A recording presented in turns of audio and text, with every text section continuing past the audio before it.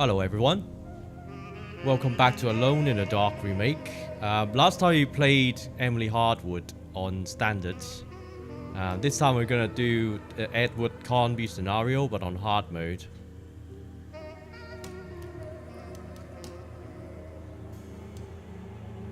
So we're gonna do old school again.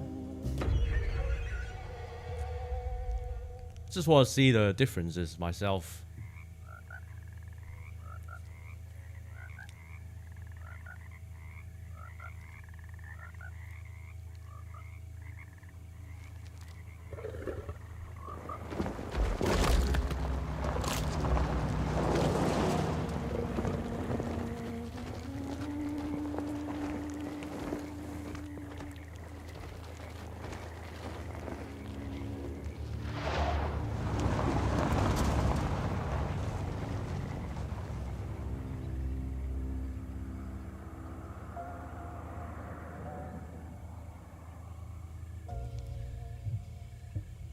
So, your uncle. What's wrong with him? He's possessed. As in the devil? Something like that. He says a dark man is following him, watching him at all times. What do you make of it? It's nonsense, of course. But I'd be lying if I said it didn't bother me. You see, it runs in my family. Possession? No, Detective. Deteriorating melancholy. Practically every member of the Hartwood family is driven mad before they grow old.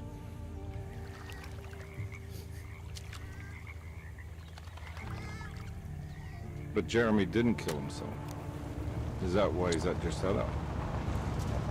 Despite being convinced that he is truly possessed, he decided to put his last chips on Dr. Gray and his psychoanalysis, figuring he might stumble upon some cure.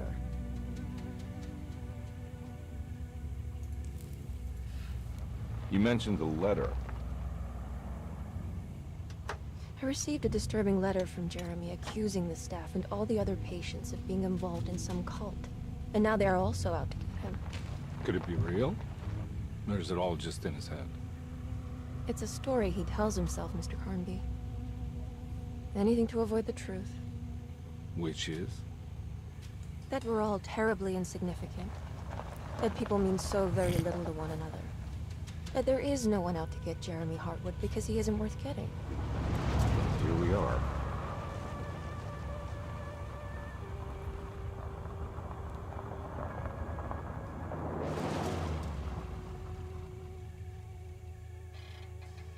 My uncle's not well, Mr. Carnby.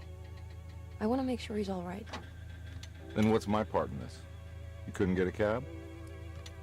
I just wouldn't feel safe going alone.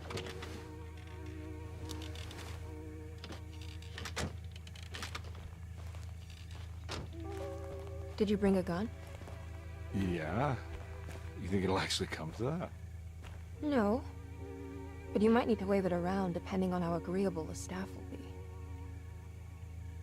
What exactly are we gonna do when we find Jeremy?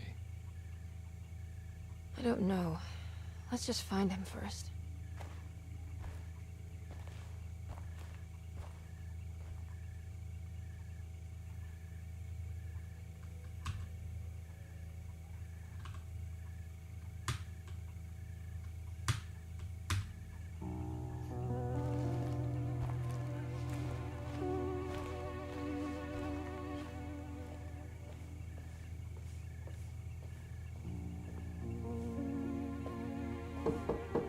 Hello?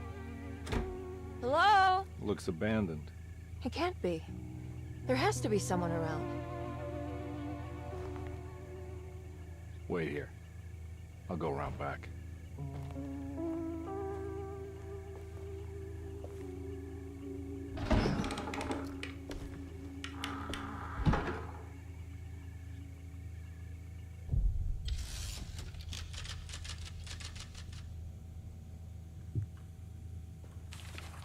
Desetto, the old plantation building, was ready to fall, but kept alive by some starry-eyed carpetbagger called Dr. Gray.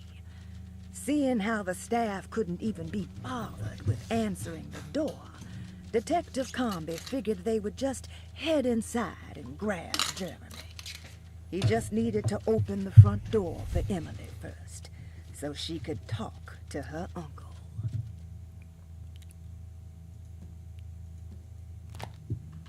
Oh, so we still have the ones we achieved last time with Emily.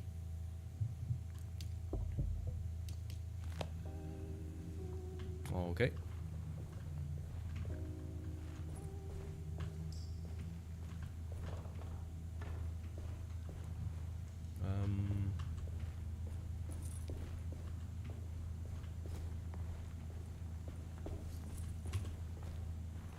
Now what do we got here?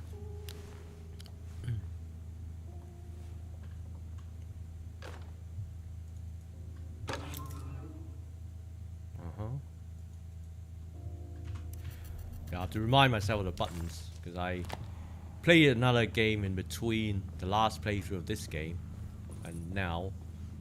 So yeah, it's just a bit of a reminder, a self-reminder needed.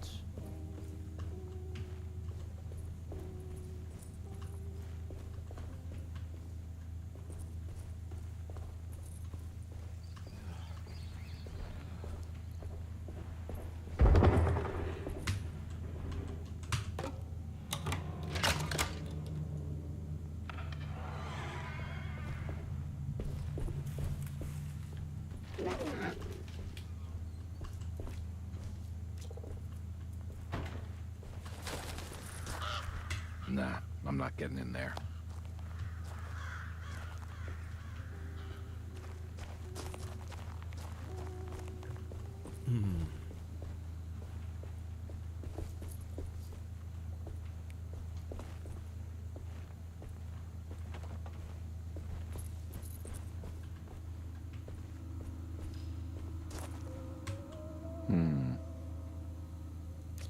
So later we have to fill it with water and put this thing up.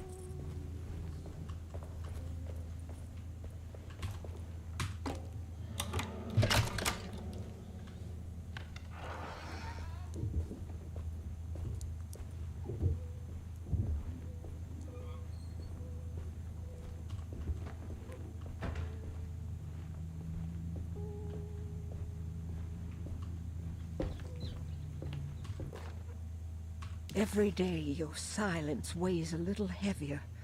It's been a difficult year for everyone, and many have lost all hope. I read in the papers about people suffering. Pictures of dust-covered landscapes without a drop of water.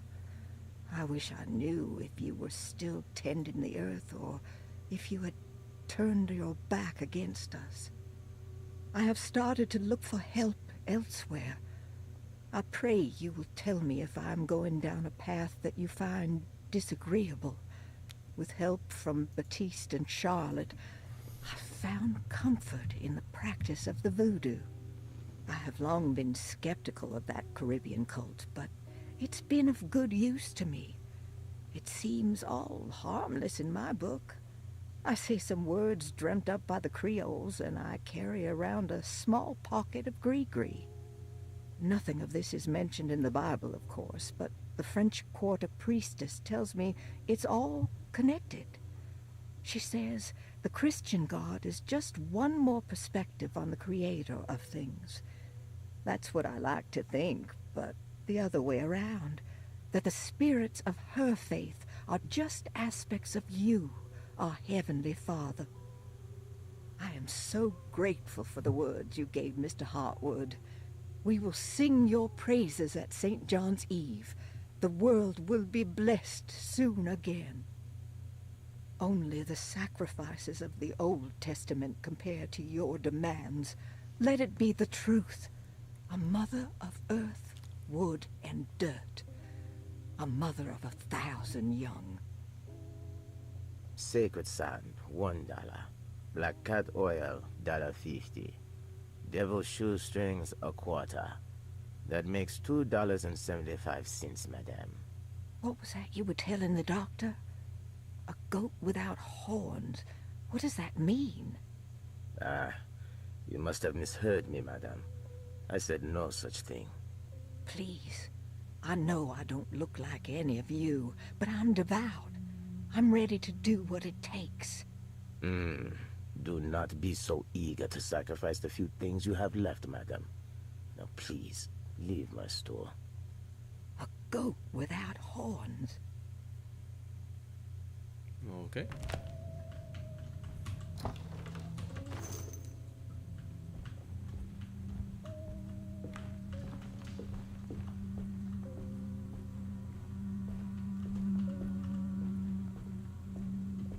Ah.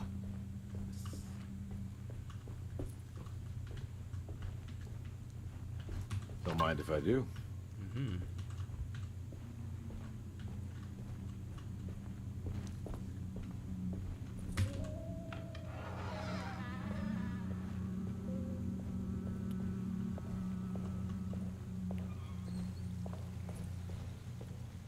Oh, I think I went back out.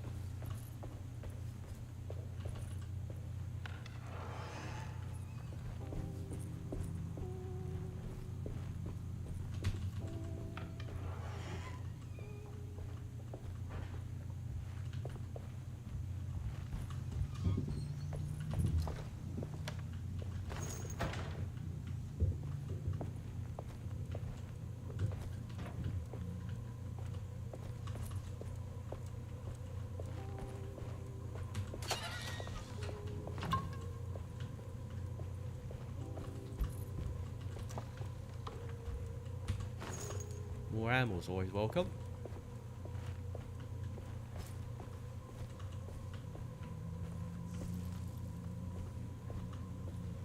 Don't think we can get. Oh, we can. Okay. What's on the other side?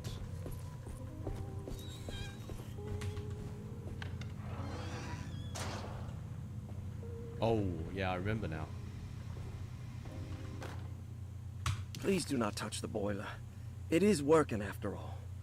While the sabotage has caused a leak, only the decorative plate has been completely ruined. Let's wait for Mr. Chance to turn up and he can take a look at the leak. Mr. Waits. Looks safe. We can't get through yet. There's steam coming out.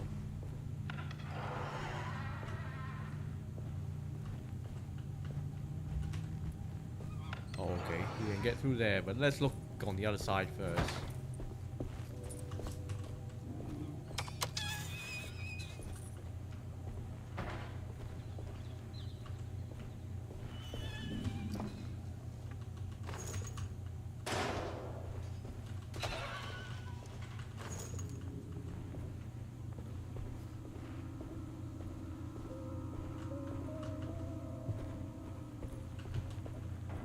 Oh, we can't do anything yet.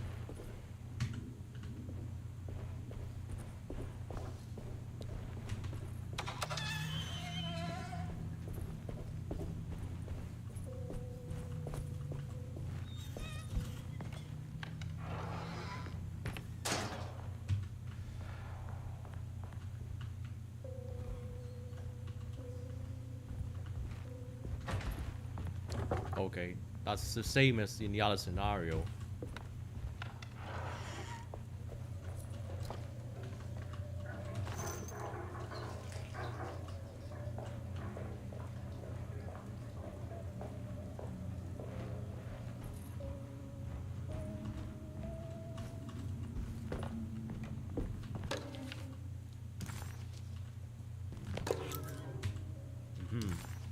Okay. this key we have to get later. Sunday, June 22nd. I spent all day looking for Jeremy.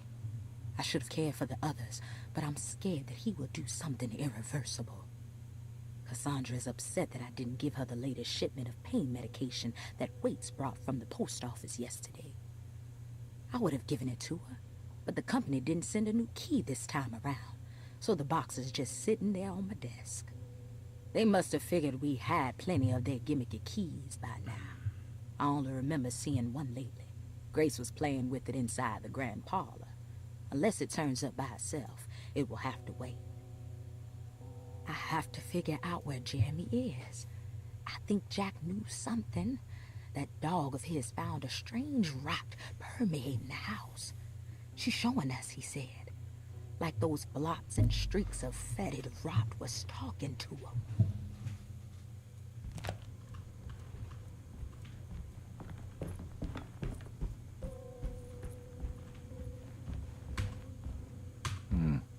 I need the key.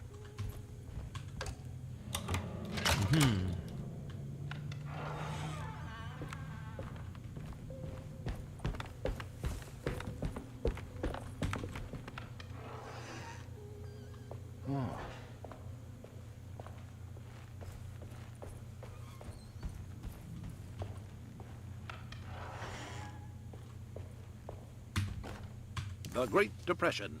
President Hoover raises tariffs on over 20,000 imported goods in an act to protect American labor. Following the collapse of the Wall Street stock market on October 24 last year, American industry has suffered greatly.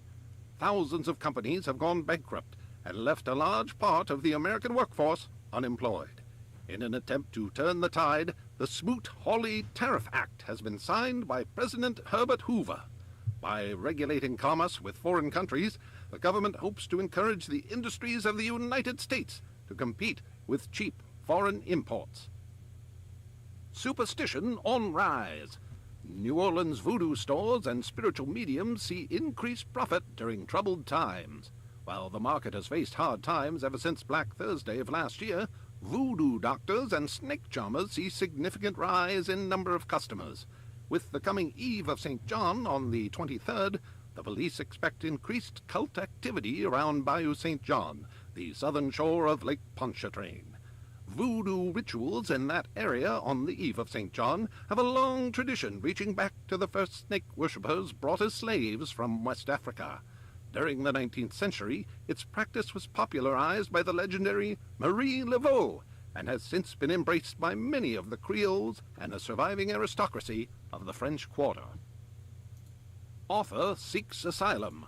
Rumors regarding author Cassandra Beauregard making Derceto her home verified. Derceto Hospital is an old plantation building on the eastern shores of Lake Pontchartrain. While often considered an asylum for the insane, residing Dr. Elmore Lee Gray prefers to think of it as a convalescent home, a place where you can go to rest. The patient list is kept secret, but thought to include many of the black sheep of wealthy families, because at Derceto, treatment does not come for free. Local author Cassandra Beauregard has now been confirmed by her own admission. She's been lauded as a powerful Creole voice and written many successful books. Lately it was reported from Hollywood that she has finished a moving picture manuscript titled Slaughter Gulch. That film is set to hit the theaters next year.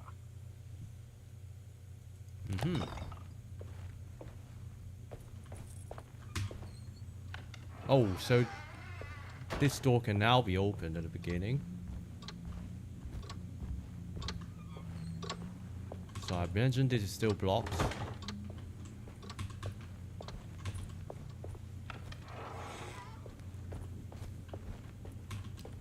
We can't get in here.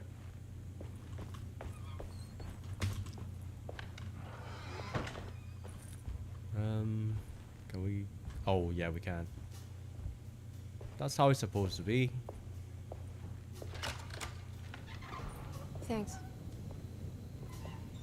What are you doing? Who are you?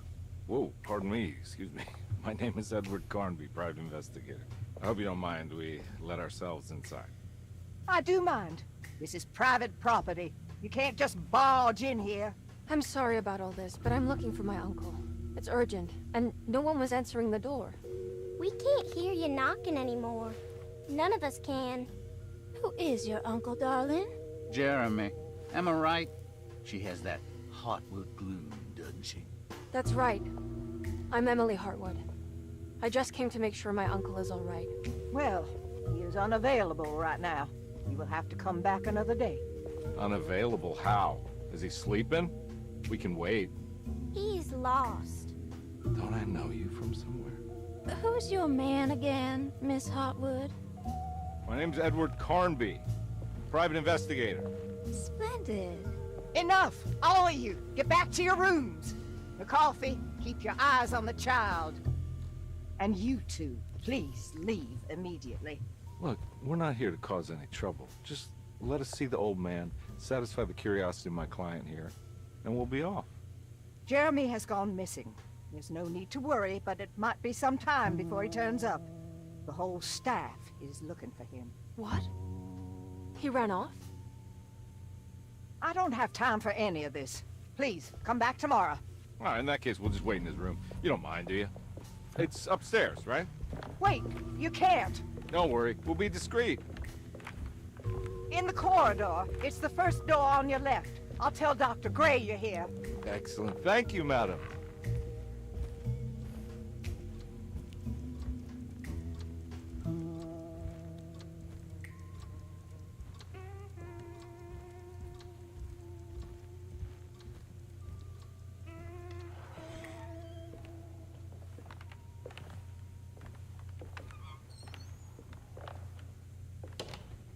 All right, here we are. Let's look around. See if we can dig up any clues.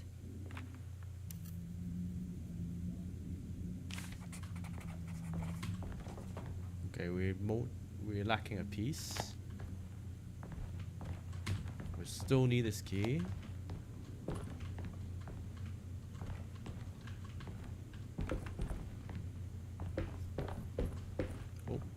Oh, that's just for chatting.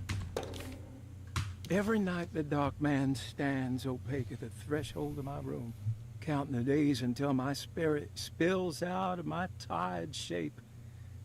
Only his pallid mask shelters my remaining sanity. Staring directly into the face of that demonic sultan would surely sunder time itself. Would he have looked the same to my father as he struggled for his life? Does his veiled face haunt my niece quite the same way? I wish so that I could rest my soul in that sunburnt convent of Tarawea. Would I find you there, Juan? Or Senora Perosi, back from the beyond? Every night I hide from him, moving from one misshapen memory to another. Scenes conjured out of fantasy and delirium. Places I struggle to even paint. I wish I understood your death, Senora. Is there anything I could do for you but bury you in that bleak necropolis? That triumphant chapel rising above the ledges and the oven vaults shall be your sepulchre, where you may rest, and I shall weep.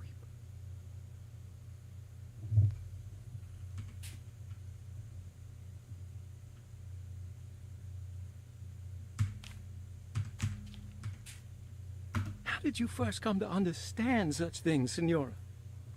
How did you know that the battered boiler in the basement would lead me to Lafayette Cemetery? Or how the old upstairs clock, with its astronomical motifs, would take me to that hateful mound outside of Claremont Harbor?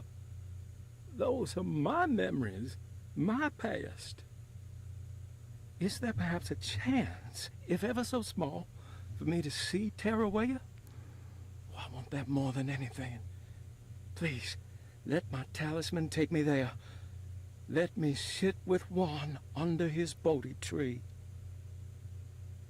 Despite having sold me that talisman, Miss Jackson, the voodoo priestess, revealed none of her secrets to me.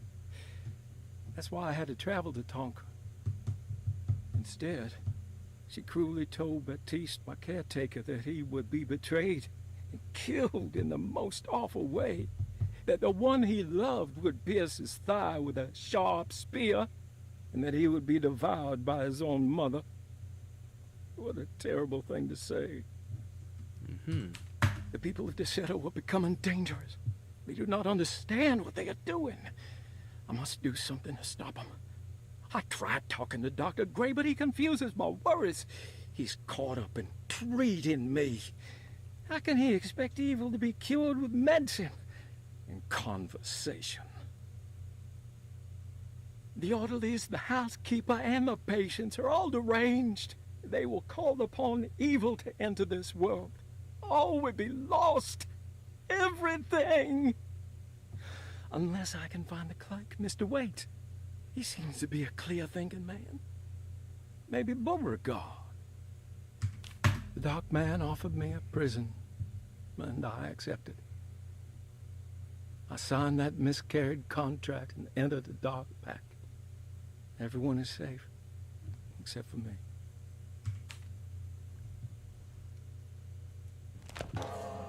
Aha. That's the piece we need.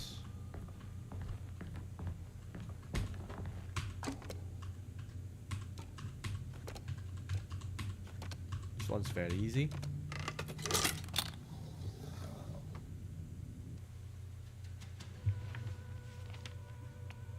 Hey, you know anything about this? Looks like some sort of talisman.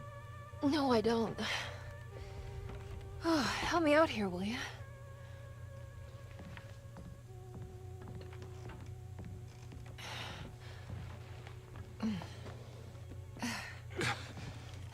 I would kill the guy to throw some of this stuff out. I'd be crazy too if I had this much junk lying around.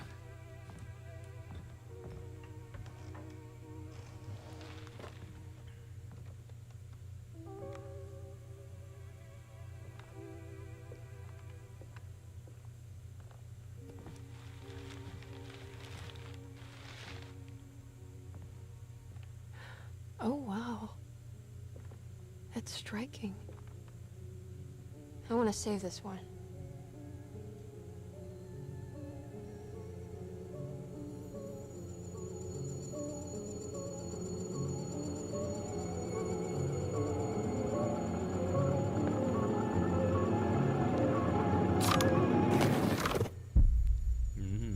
It's quite something.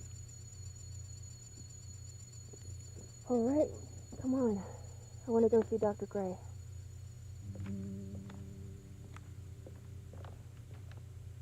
Come on, let's go. Yeah, I'm coming.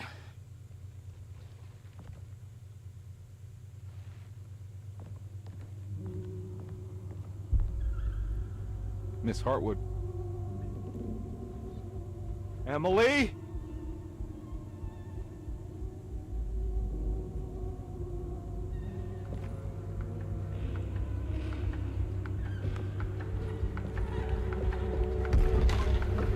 What the hell is going on? Where am I?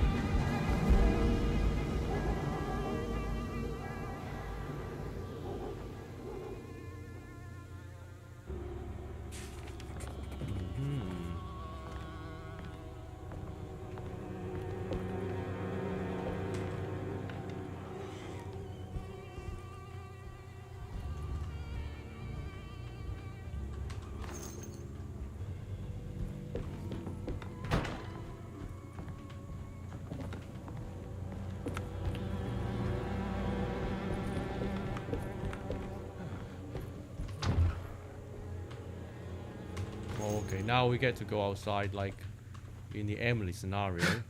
Oh. Can we dodge these? Ah! Ah!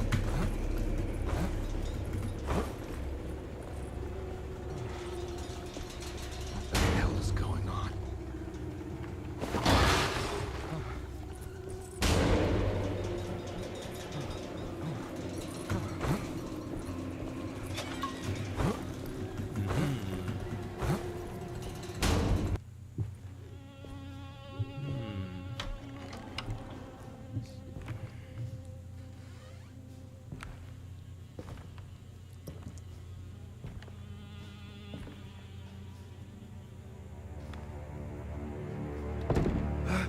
let them get inside, Carnby. They're not the good kind. Is this your store? There are no owners here. We both strangers in Jeremy's store. Jeremy did this. How? Pact with the dog man. Jeremy warned us, but we didn't think much of it. I'm Detective Edward Carnby. I was hired by Jeremy's niece to find him. Oh, yeah? How much she paying you? $150. She's sure getting her money's worth tonight. Are you a thinking man, Carnby? No, not if I can help it. You know, I think Jeremy's hiding in a way we can't find him. He has this juju necklace that guides him. The talisman? That's right. It's some magic charm he got from Miss Jackson down the street. The voodoo priestess? You know surprising things, Carnby. Yeah, the Mama Loa. Here, take the key. I locked the gate to save her place from all the ghouls and goblins getting inside. Maybe if you go there, you can find some clues to show you the way. Thanks. I'll have a look.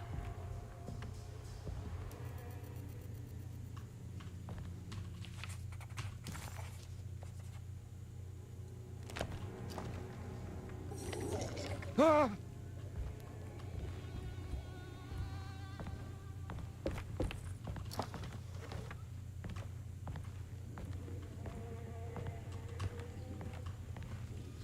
You want to come along? Nah, I'm gonna stay here for a while.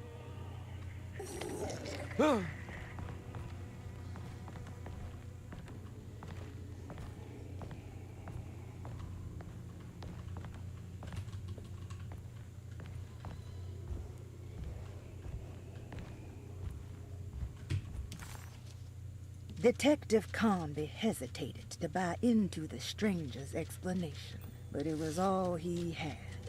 Baptiste, this mountain of a man, seemed to suggest that this other world they had been pulled into was built from Jeremy's scattered memories.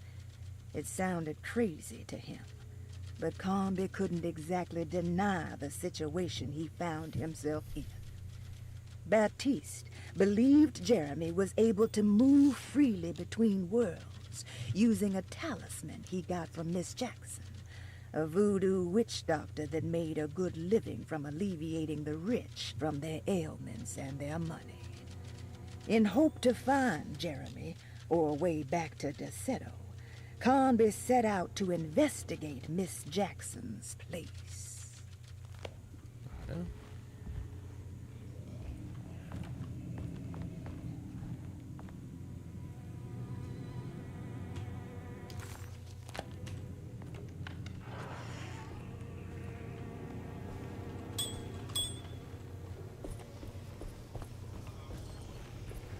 I can't go that way.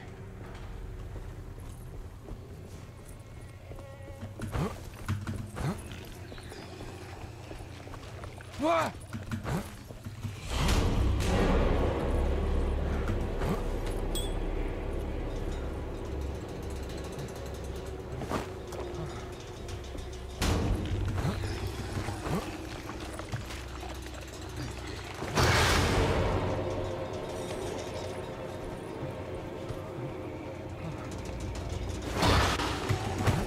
Oh, yeah.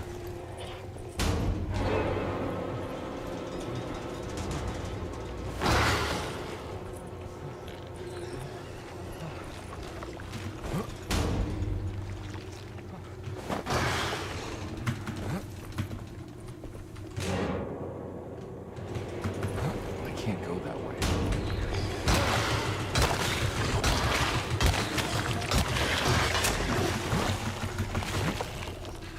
You can't go this way. God!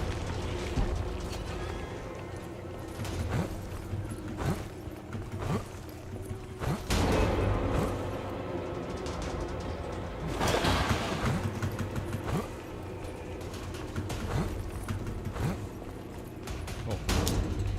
That was a throwing object.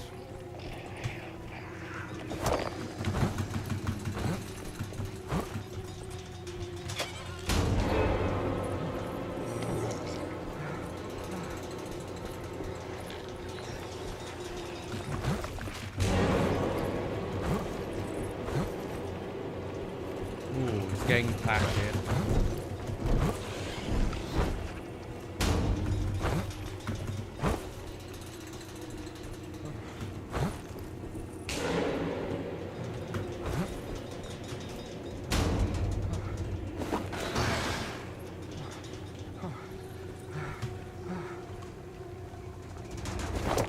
Oh shit.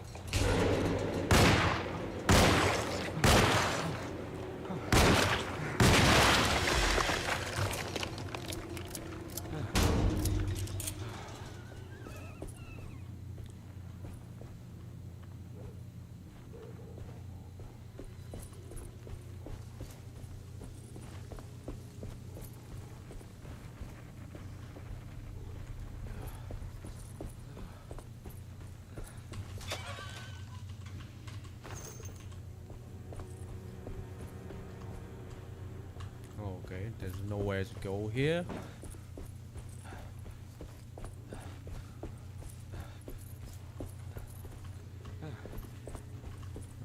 So we have to go here, suppose.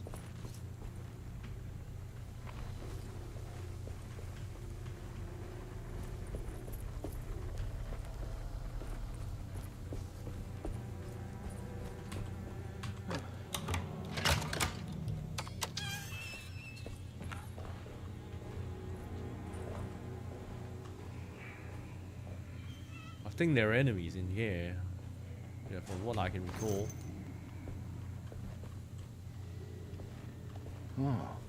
Hopefully we can dodge as many of them as possible without having to use our ammo.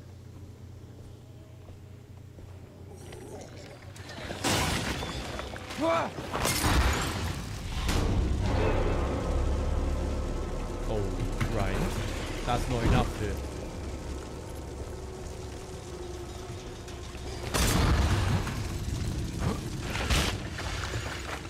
Oh, okay. So it's 2 more.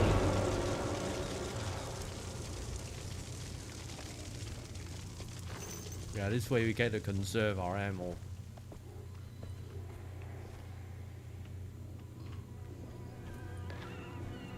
There's another one going down.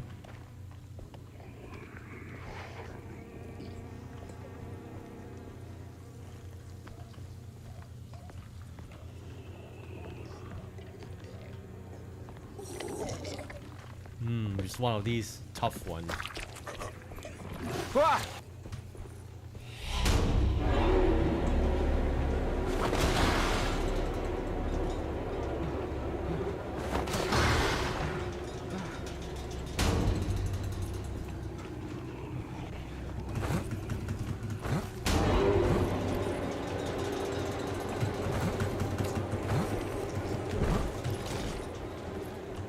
Come this way.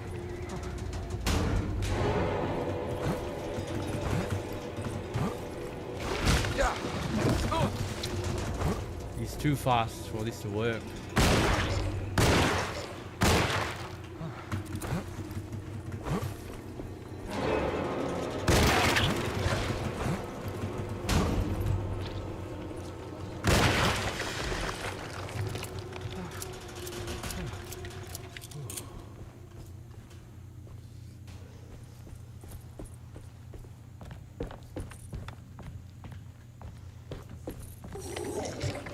Oh, yeah.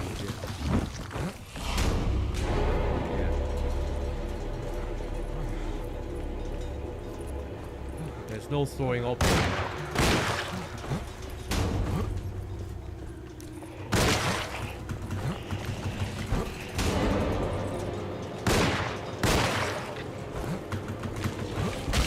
What? That hit me.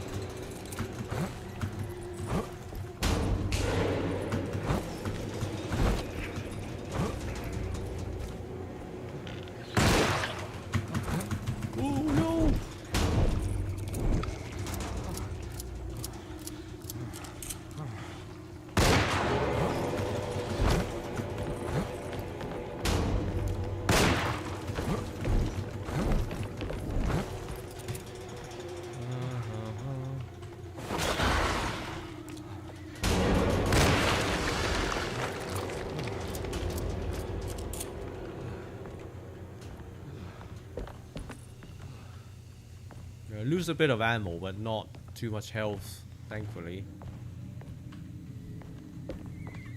Oh, there's another thing we could have used here.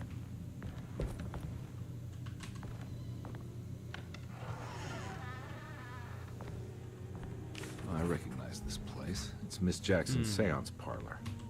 Let's see if she's got any information on Jeremy's talisman.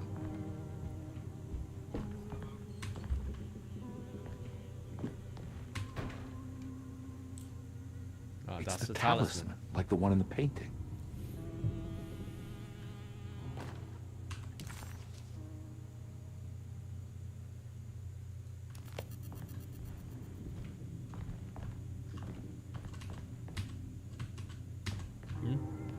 That's weird. Can't interact with the door.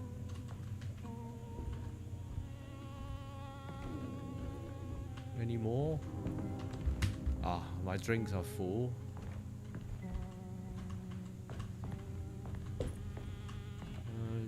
Can that door be open? No.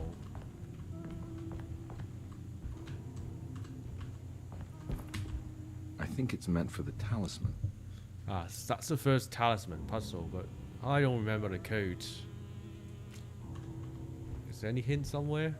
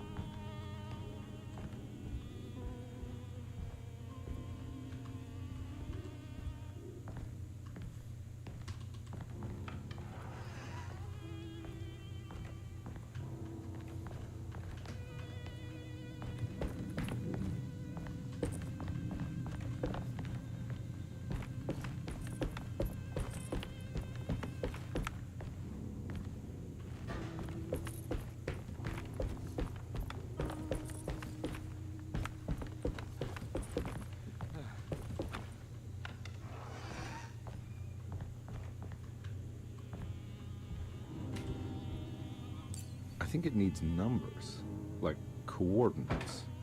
Maybe there's something in Jeremy's notes. Jeremy's notes.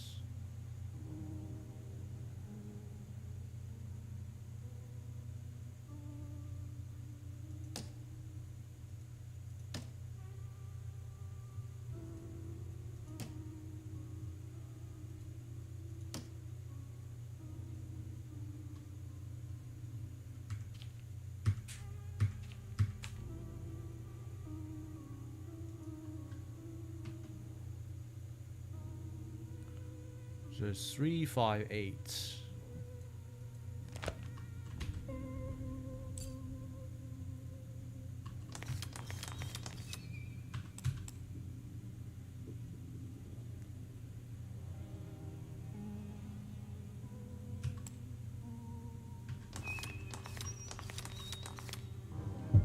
Easy peasy. It's showing something. A place? Where is that?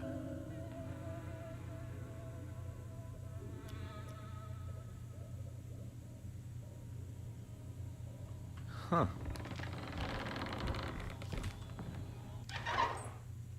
Detective, I was wondering when you were going to show up. Mrs. Thompson told me you were here. I understand you are working for Jeremy Hartwood's niece. Yeah, I guess so. I mean, you're not wrong. We came here for her uncle. I just didn't expect... I didn't expect this. You are Dr. Gray, right? That's right. You don't happen to have some identification, Detective. I'm not keen on having strangers prying into my business. Oh, Detective Edward Carnby, Decatur Street, New Orleans. Enjoying the Vieux Carré, Detective? Those old French quarters, the voodoo people, the gangsters. I'm sure you live an exciting life. Well, that's not quite like the stories, Doc. Just trying to make a living. Aren't we all making a living? Well, welcome to Deseto, Detective. I hope your time here will be useful. Now, what can I do for you? Why don't you tell me where I can find Jeremy Hartwood? Why wouldn't that make for a short visit? I wish I could tell you, but I'm afraid I don't know. A drink, Detective? Anything brandy. Oh, you do belong in the French quarters, Detective. Armagnac or cognac? You know, just give me the cheap stuff. I'm not much of a connoisseur. Having low standards is not a virtue, Detective. Let me see if I can broaden your perspective. What can you tell me about Jeremy? I wouldn't want to go into details about his condition. Doctor-patient confidentiality. I'm sure you understand. Sure, but he is crazy, and he's gone missing. Why? Here, try this. Ooh, it's good. Got a bite? It's called a sidecar. The trick is not to be afraid of the tartness of the lemon. Then, for goodness sake, don't overdo the triple sec. Okay, what can you tell me about Jeremy? Well, let me think. He is an anxious man, constantly worried about events not presenting themselves according to his model of predestination. He complains about things not being carried out in the right order, and that some things simply shouldn't be. Is any of this helpful to you? Not really. I was hoping for some direction where to look next. I'm sorry. I have nothing for you then. You should talk to my orderlies. They have been looking for him for a while now. I'm sure they would appreciate your help. Yeah, I ran into Batiste earlier. Come to think of it, he might have given me a lead. Oh, excellent. So your investigation is already underway. I'm gonna go, but I'm sure we'll meet again.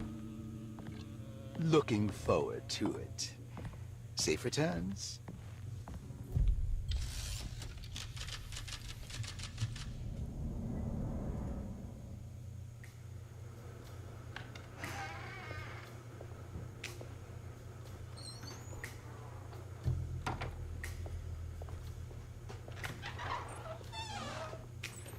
Detective Carnby, where did you go? I was just talking to Dr. Gray. You disappeared. No, it's not what you think. Have you found anything strange going on here? Yes. Everyone is being incredibly evasive and I can't figure out why. No, I mean something you can't explain. Paranormal, even. Detective, I really need you to get yourself together. I can't do this alone. Forget it. I'll figure it out. Do you want to come see Dr. Gray? No, I want to try something. With this talisman, I think I can follow Jeremy to the place he mentioned in the book. What was the name? Do you remember something Spanish? Tarawea. Yeah, that's where I need to go. Detective, are you gonna be all right? Yeah, of course. Go talk to Dr. Gray. We'll rendezvous later.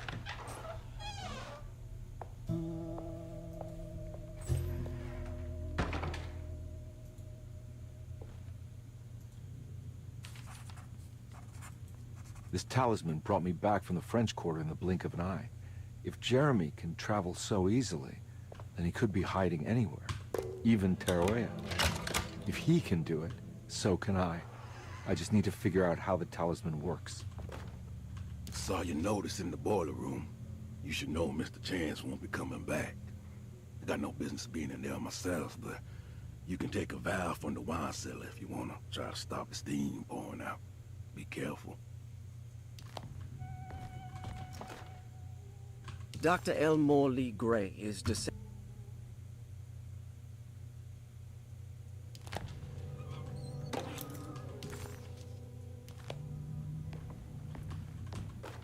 Paul, you're right about the plates on the boiler and the clock. They have been sabotaged, and I think I know who did it. They have something to do with Jeremy's episodes and how he seems to disappear at night. Right now, it's important that you keep an eye out for any of the pieces. I want to find out if I can repair the plates. Let me know if you find any of them. Lottie. Tell Lottie to take a look at the well in the kitchen garden.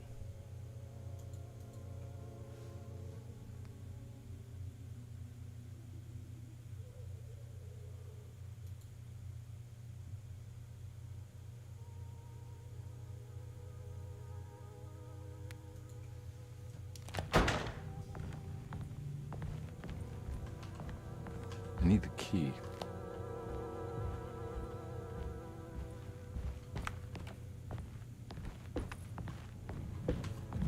There's no way I can get into this thing.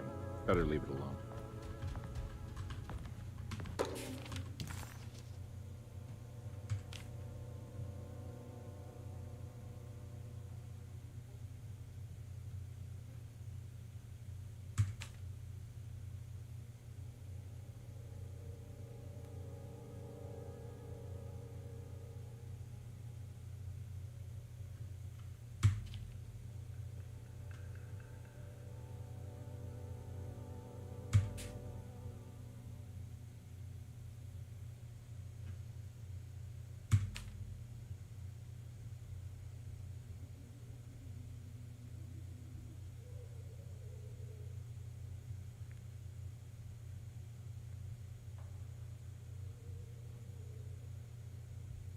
Looks like all the patients are accounted for, except for Jeremy.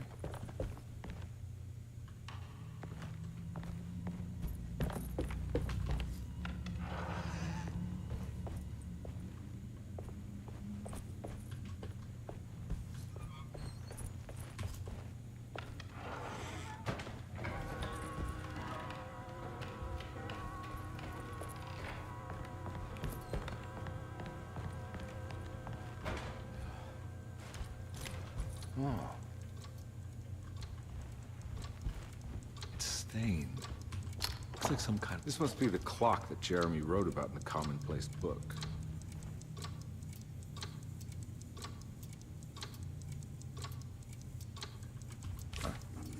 Looks like the plate that held the talisman in the seance room. But it's broken and missing some pieces. Yeah, sorry, Detective. Didn't mean to obstruct justice or anything. That's fine. You know, I'm kind of busy with my own case of a missing person. I was wondering if you've seen Grace, a girl about yay high? Can't say that I have. Why are you asking? Well, I'm looking for her. Is she in trouble? No. She's just hiding somewhere. We can't have a rascal like that running around unchecked at a time like this, you understand? Well, I haven't seen her. Well, let me know if you find her. I'll be around. I'll keep an eye out for your man, Jeremy. You scratch my back, Detective, and I'll scratch yours.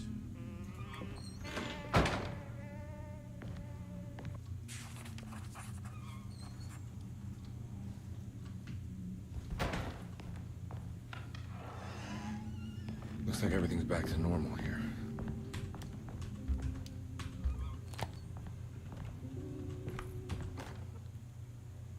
Emily's here.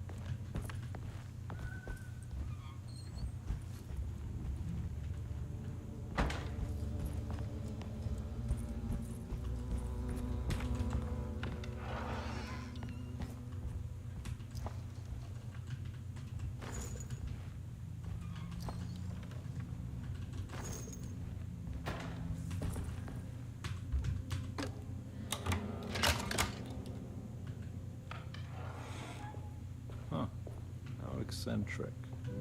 So this puzzle, we have to look at the paintings and the family tree.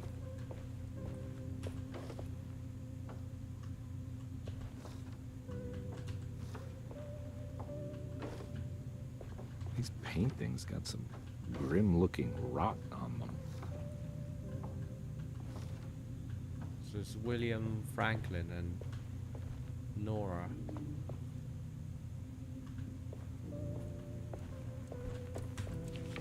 Starting artist colony. I remember hearing about their disappearance. Must have been 15 years or more now. So it's 294.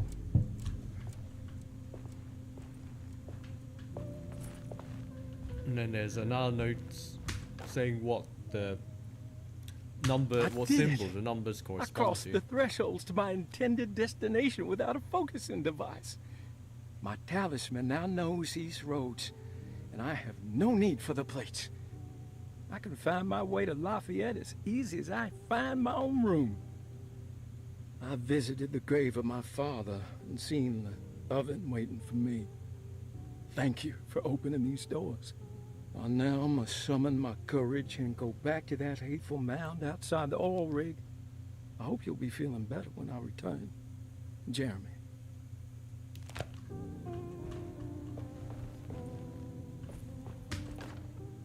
Will I need to remember how to get them out again? They are locked up for good reason. I am sure she is still able to whisper the answer in the ears of the wrong people. But not for long. I will see her burned soon enough. That black goat will be sacrificed to put an end to it all. Then it will all be over. No more Derceto, and sadly no Astarte. Those good pirates of Pontchartrain. May you still sail the lake, until you find the shores of Hali. So we've got the symbols that we need for the puzzle. What are these symbols?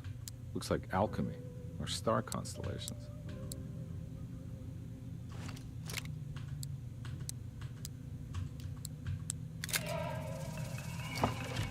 Got it. So the first piece is here.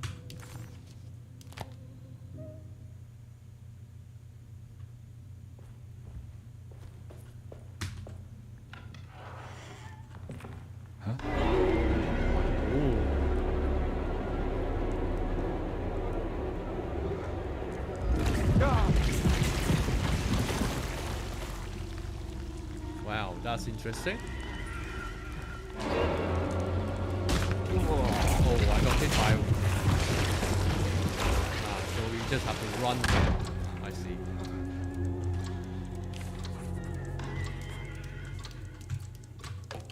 What happened? Everything's normal again? Weird. Right. I need the key.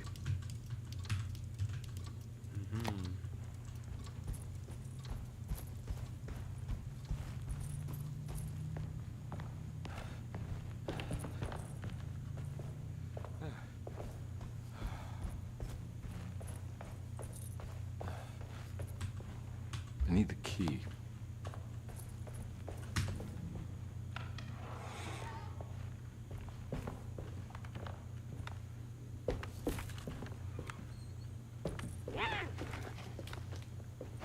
Oh, the stairs are not fixed yet.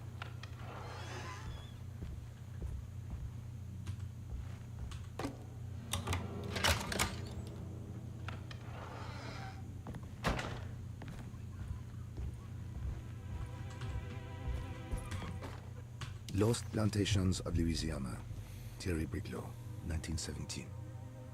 Derceto was a small plantation on the eastern shore of Lake Pontchartrain. The land was considered difficult for industry and was sold for only $30 to Elijah Pickford in 1818.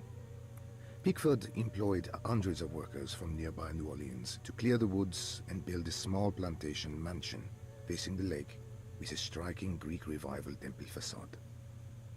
Derceto kept a modest production of barrique tobacco and indigo that persisted up till the Civil War. During the antebellum era, Derceto was the source of many rumors concerning voodoo and witchcraft. People who traveled the lake reported seeing people dance at night in front of bonfires, bleating and wailing. On June 17, 1862, Captain J.W. Norton of the Union Army recounts leading a raiding party from ships anchored in Lake Pontchartrain in order to seize control of Derceto and free the slaves working there. The captain was surprised to find the workers fighting back with unprecedented zeal. Norton's account describes these men and women as enraged with fanaticism.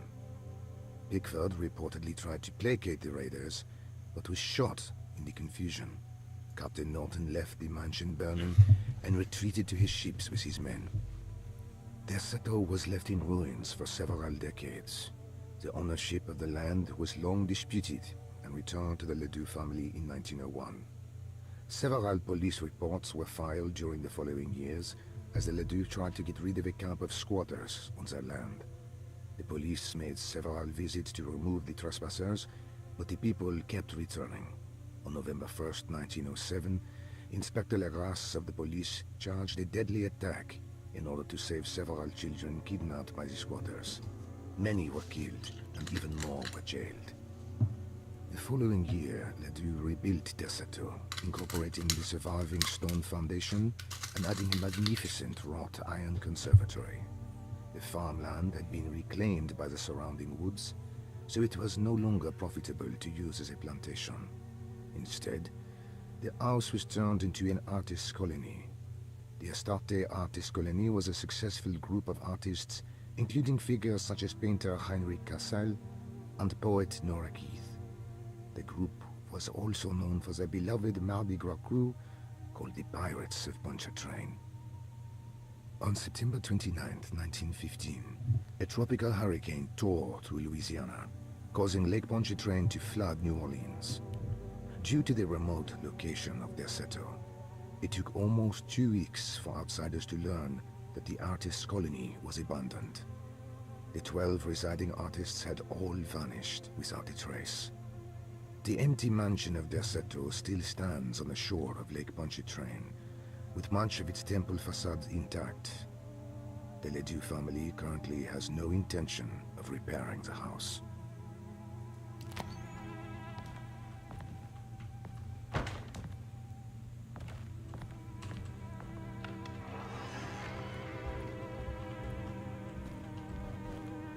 Now we're talking.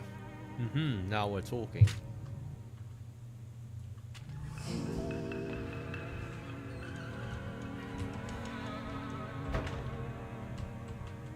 Okay.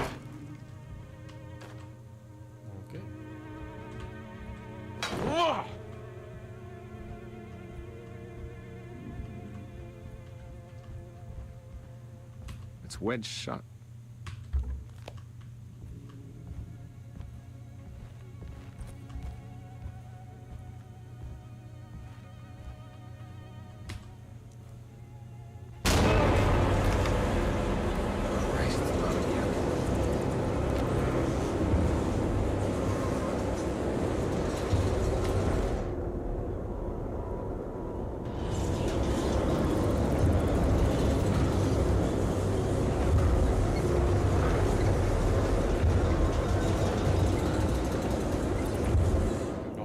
Weapon.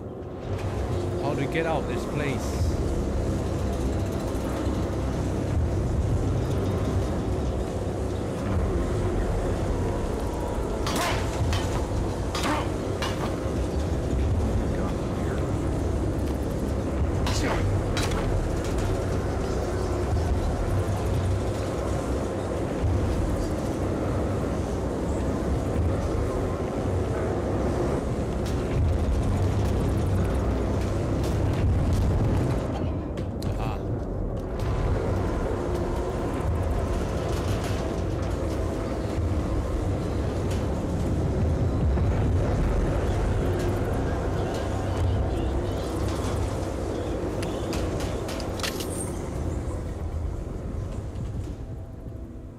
That's just a jump scare.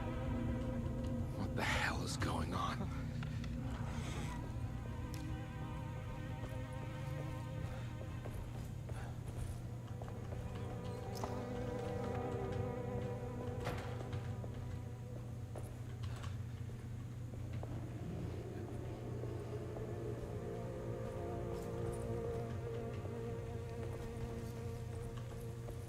So this is back to the beginning.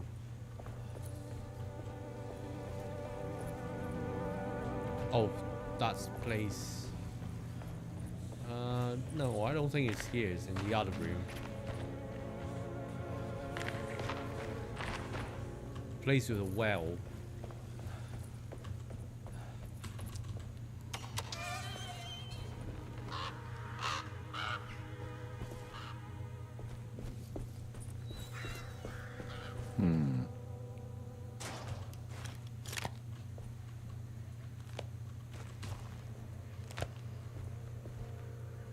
yeah, we need the hose piece.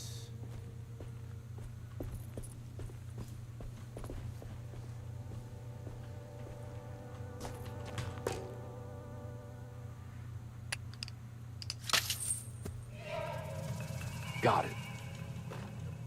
Hmm. Nice. Now these are just extra weapons.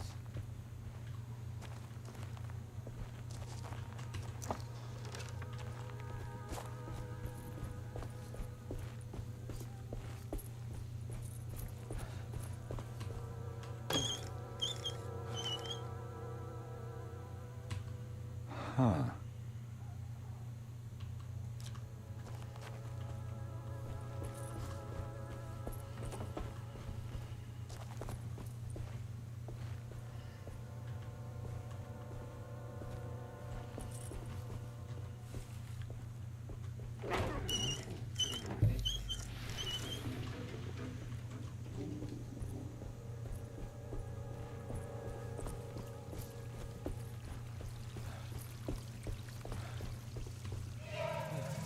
That's the other piece we need.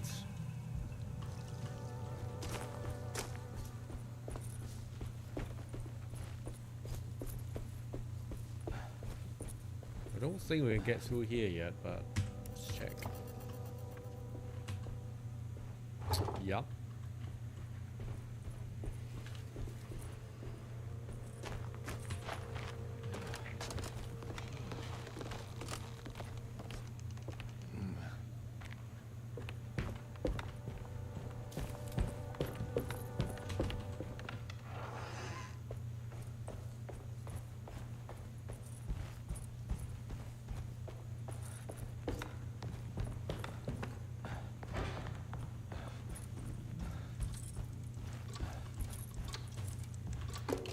I think I've seen this somewhere.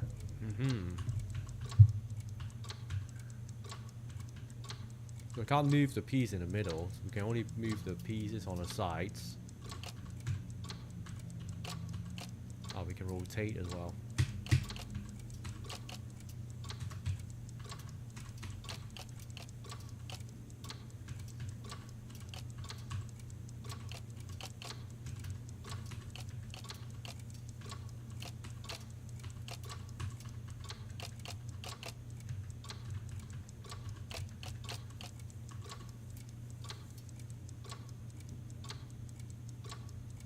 There was something in the commonplace book about this.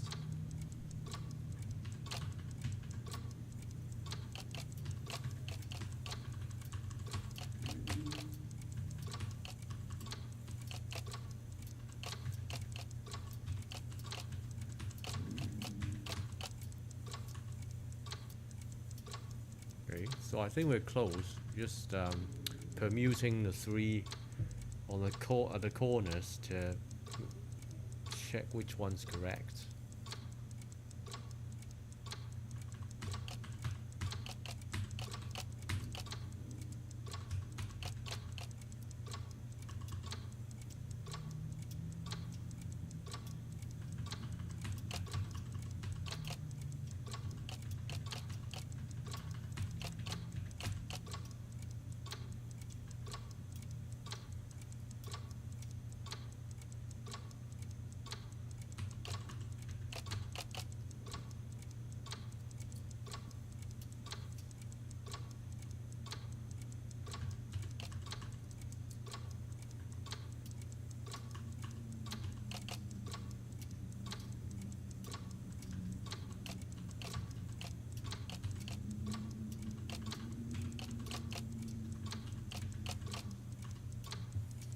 Right, let's read the book.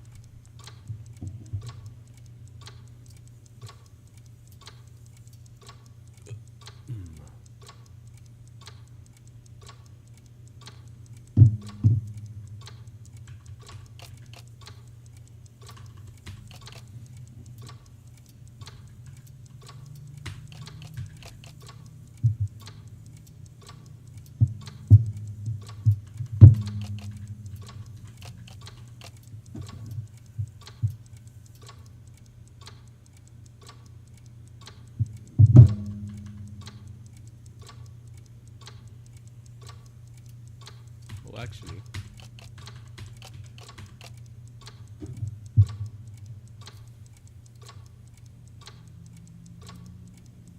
Ah.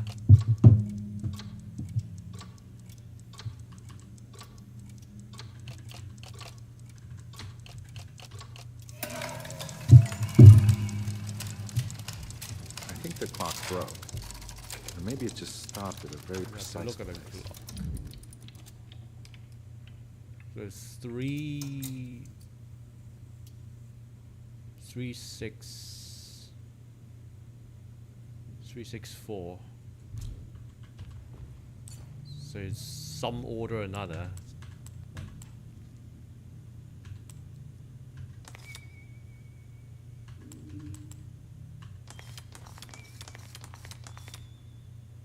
Might be 463.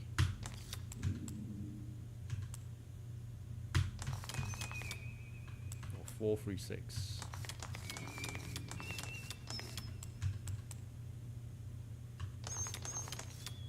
No.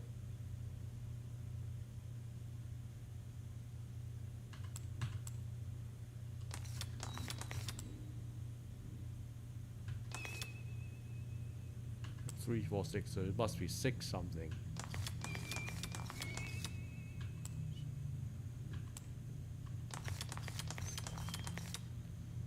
There we go. There's a picture in the black glass. It's showing me something. It's the hallway outside Jeremy's room.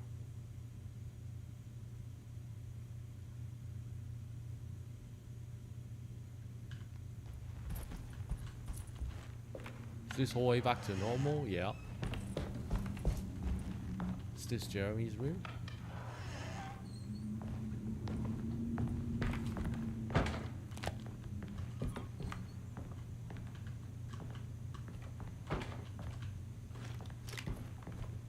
Or is it out the place outside?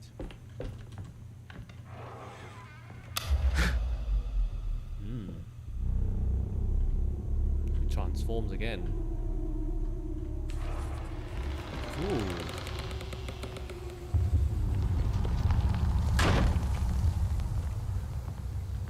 Huh. I made it. I entered another one of Jeremy's memories.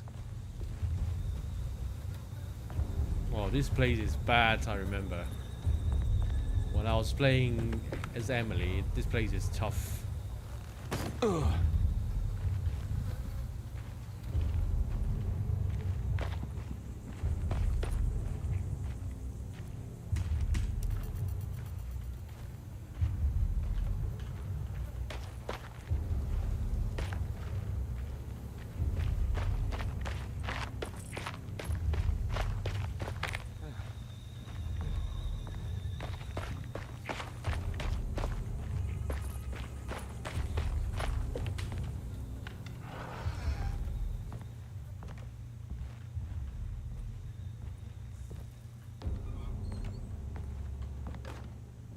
May 1923, Monday.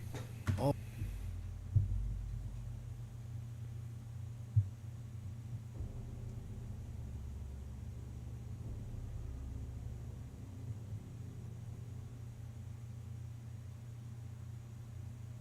So you have to fix the bridge from the oil tower to the bayou. Yeah, this is the hard part.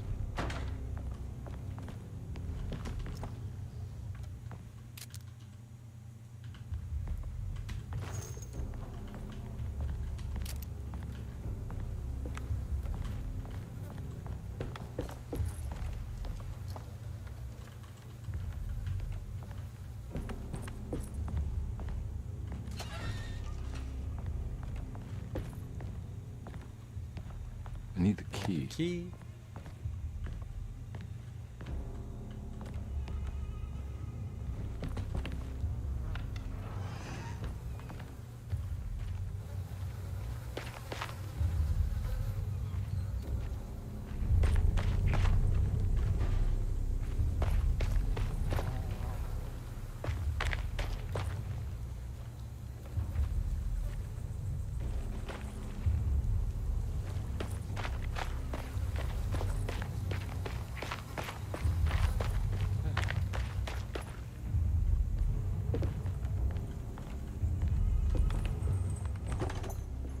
Locked.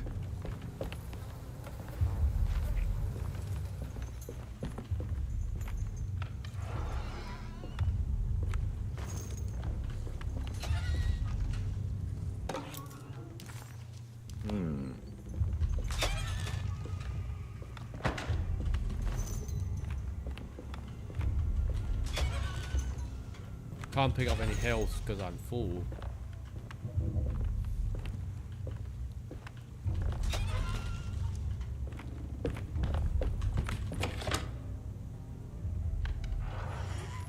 I might as well use one of these health. Take that one. 'Cause we're not gonna return.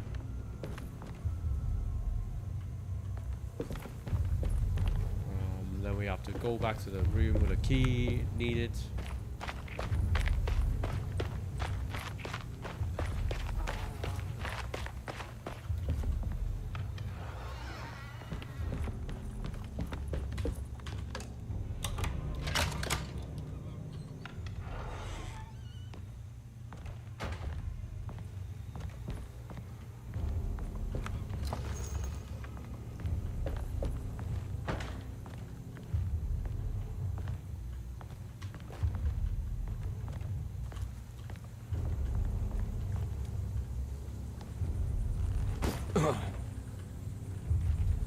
Oh, I shouldn't have jumped down yet.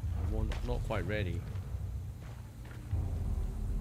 No, actually, yeah, I was just going back to where we went before.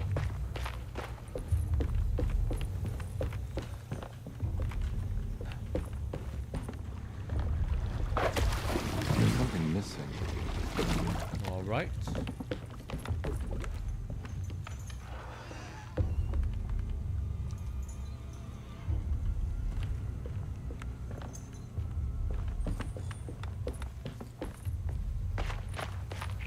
Must be in that room we came from.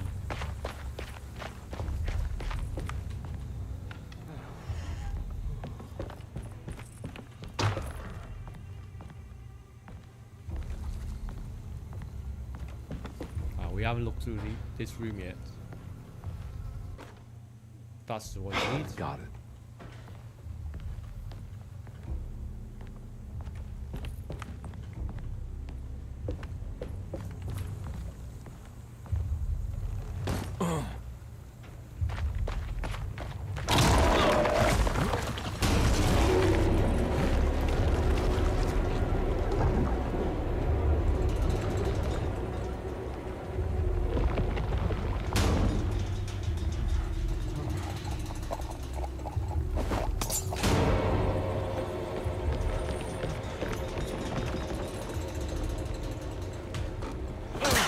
No. It worked.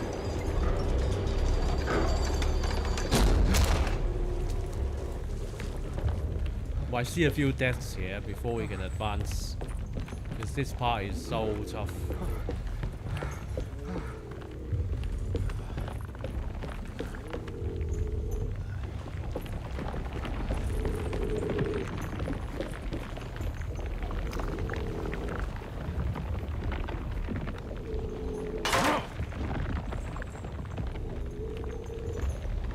Full, so we're healing.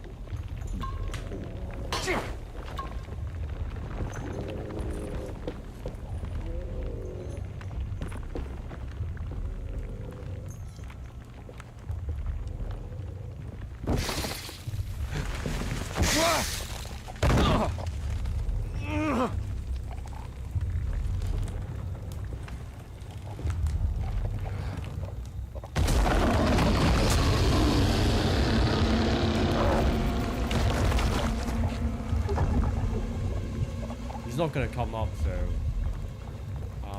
I'm sure we can dodge him.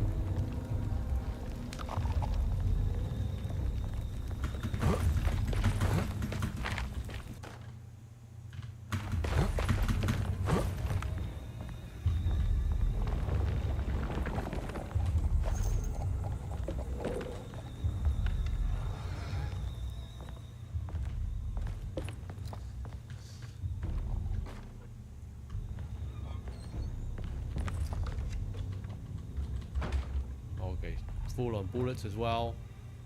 It's strange this game doesn't let you go beyond a certain amount of heals or ammo.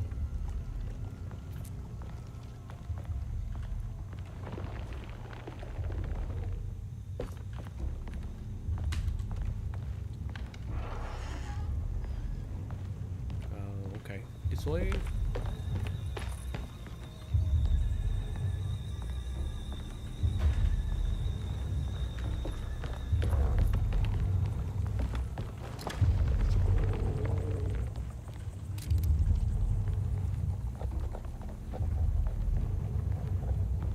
Where next? So we came out of that big door. Oh, there he is.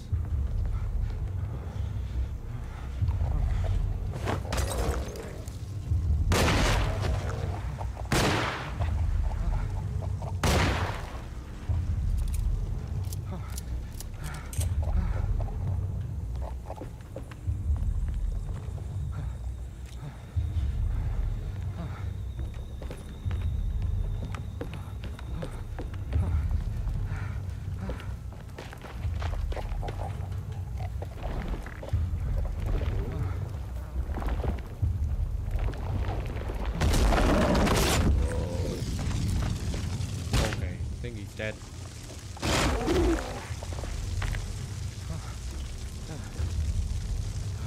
These are nice to have, these throwing objects, because you kill them with one hit. Oh, let's pick up the bullets as well,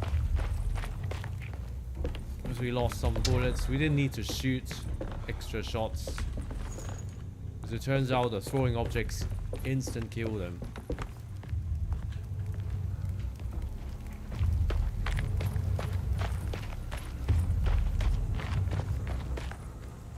Pretty weak. I just need something to break it.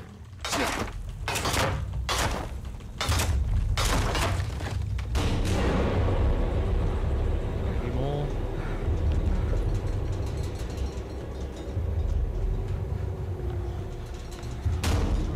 Yeah, the problem is when you're holding these throwing objects, you can't run. You have to go by a snail pace.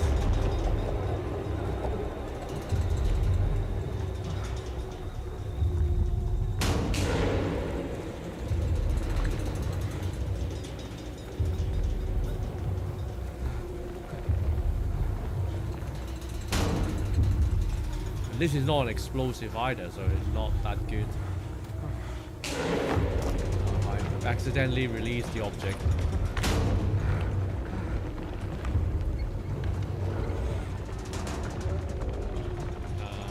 Okay, so we got the explosive. Oh, I didn't realize. Oh my god.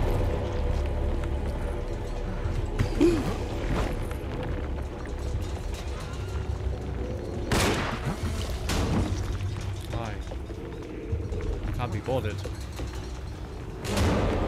Oh, might have to be bothered.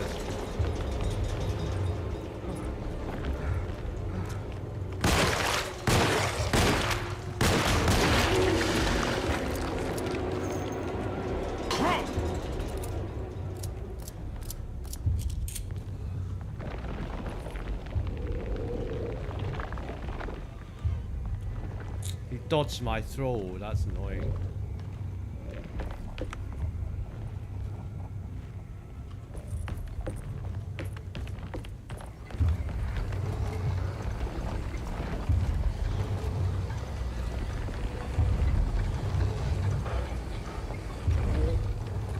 Those two are gonna be trouble.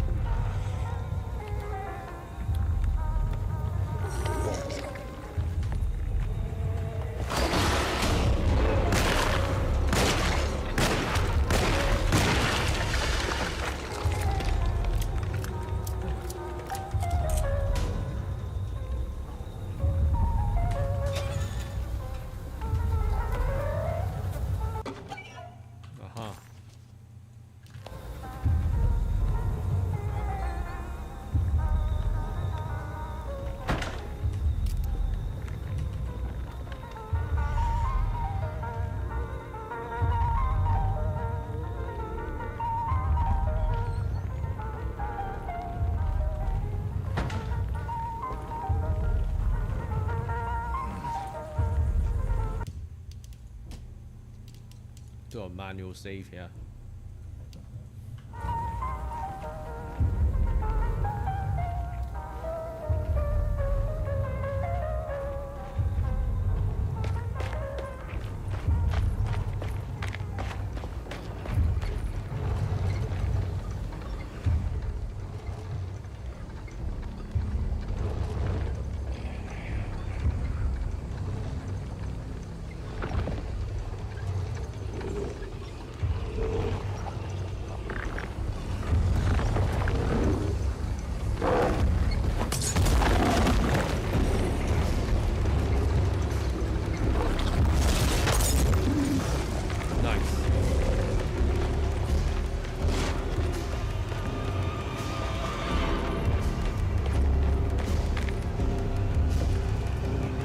Extra enemy.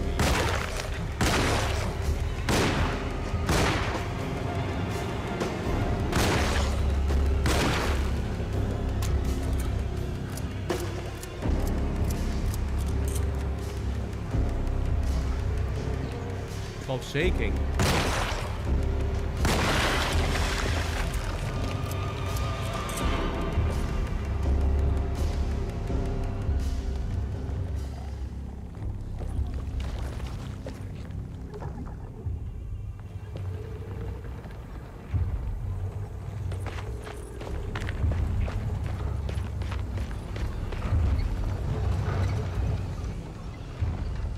This next part is very brutal.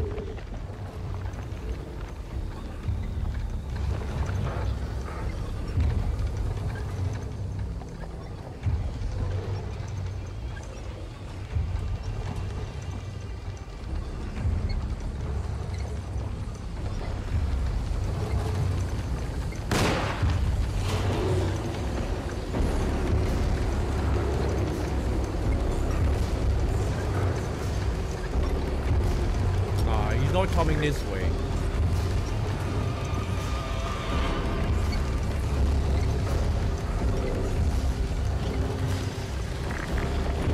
Whoa.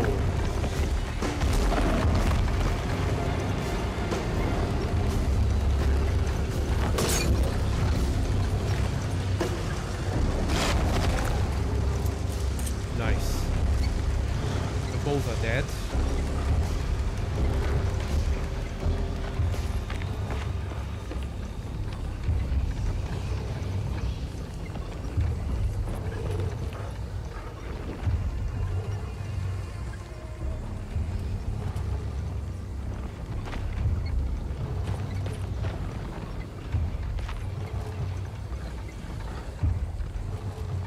Be a way to get to the other side.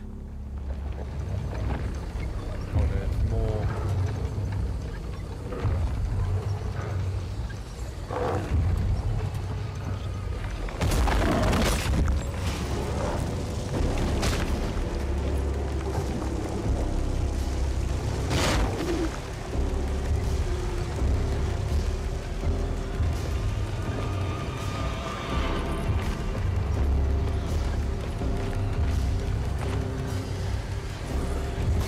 Just came from this side.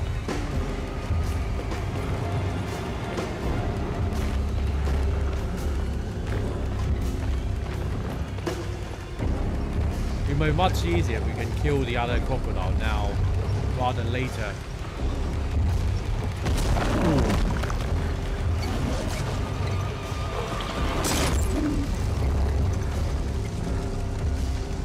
Now these throwing objects are so good. They instant kill the crocs.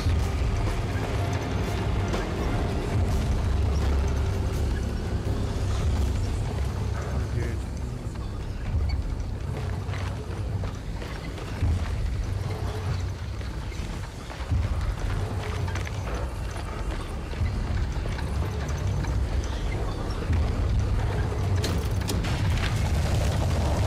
Let's go up. Just ignore the other crocs.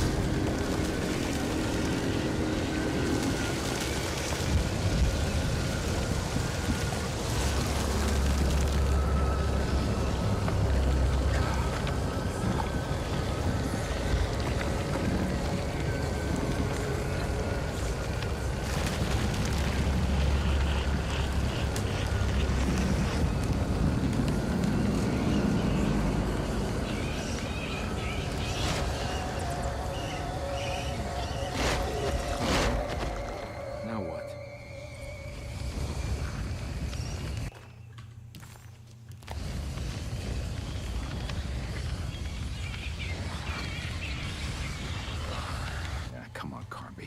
Can you rather...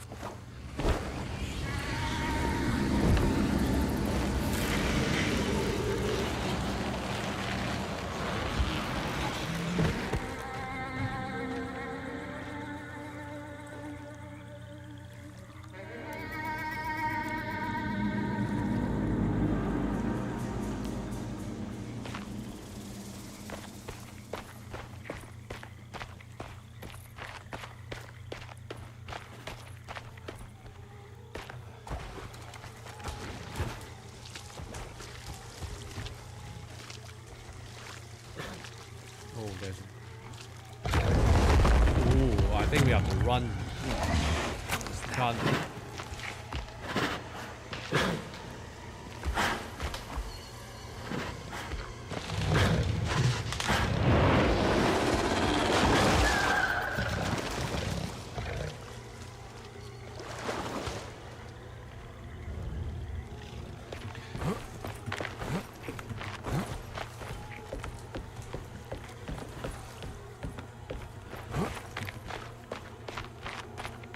The hateful mound Jeremy talked about in his book.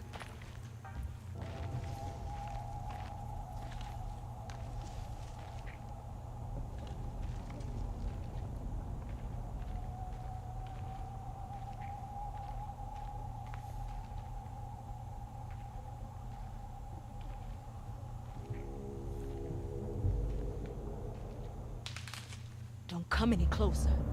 I'm armed. Get that thing out of my face. Who are you? What are you doing here? I'm just a detective trying to find something called Teruea. You're after Jeremy too? Why? I'm working for his niece. She wants to make sure he's alright. He might be unharmed, but far from alright. He's a curse upon Deseto. Here we go again. What?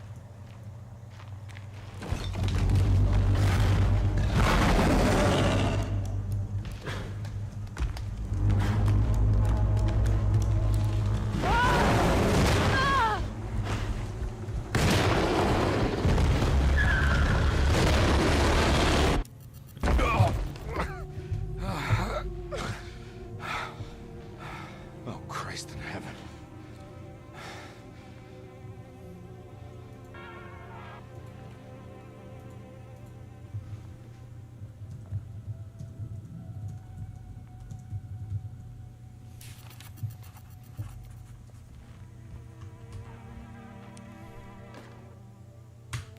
Okay.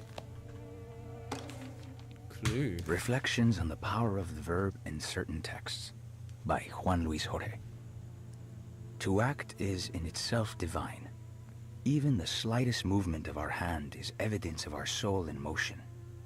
Yet our free will is so easily overwhelmed by the dullness of everyday life.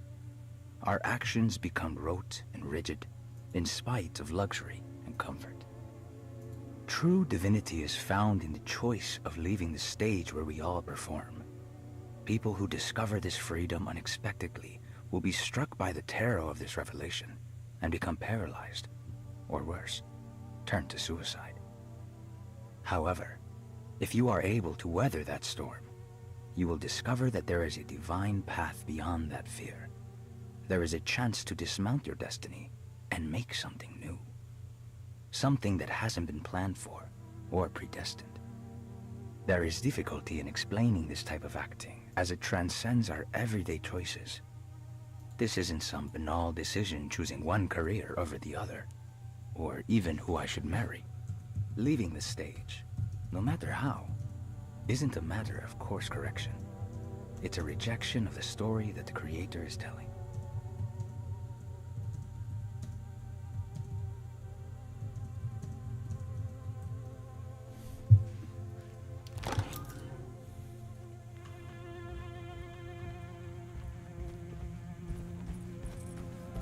It's wedge shut. It worked. Oh, this is a place with a telescope. Yeah. The Barlow lens. Instructions. To double the magnification of your telescope, simply fit this Barlow lens to your instrument. Then operate the fine tuners to adjust the distance between your lenses. This is easily done while looking through your eyepiece. Simply search for a position where your picture is clear and appears flat. When correctly tuned, your telescope should present a clear picture with magnificent magnification.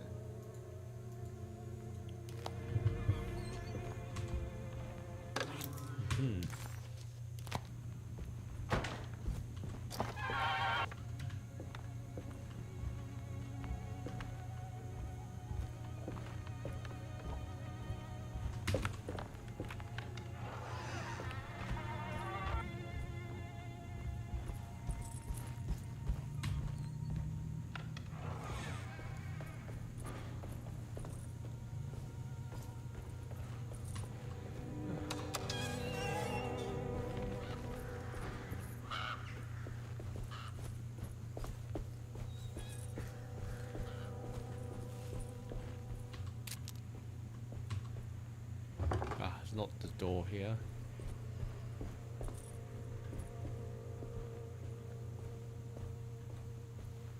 How to get back to the other side? Oh yeah, of course. You have to go up the stairs.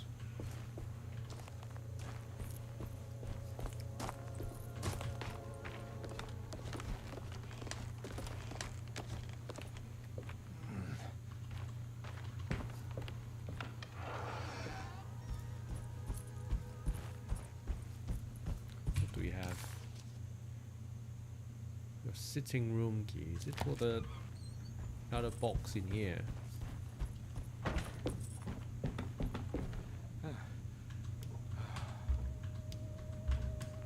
No.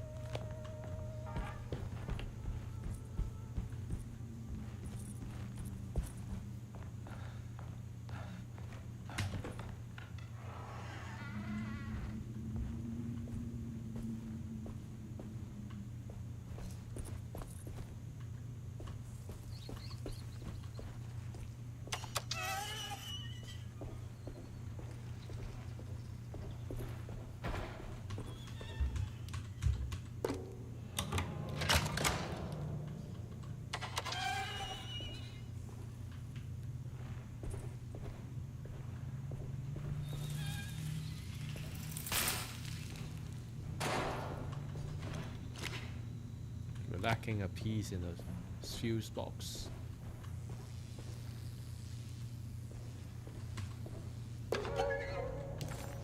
Huh.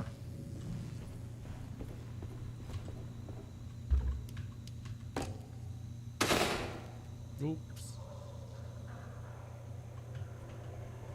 It worked.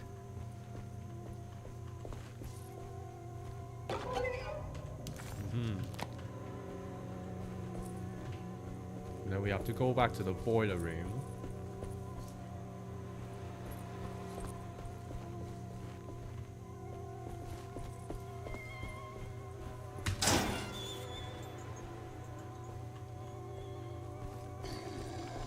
Ooh.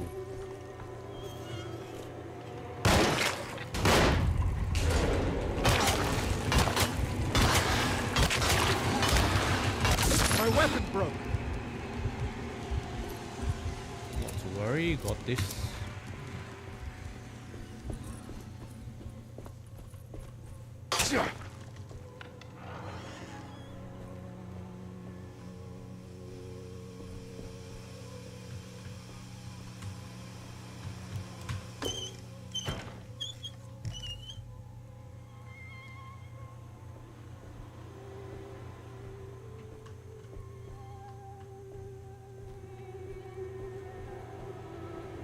Jeremy? Oh.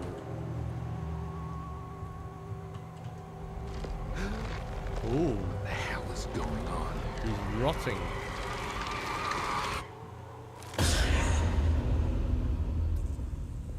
Where's the body?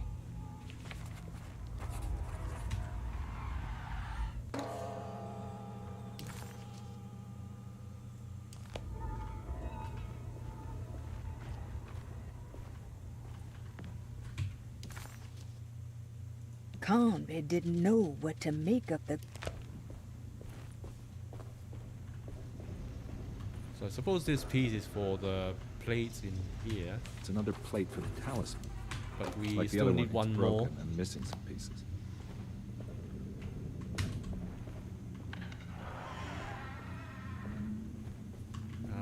Have we investigated the kitchens already? Oh, there's something new.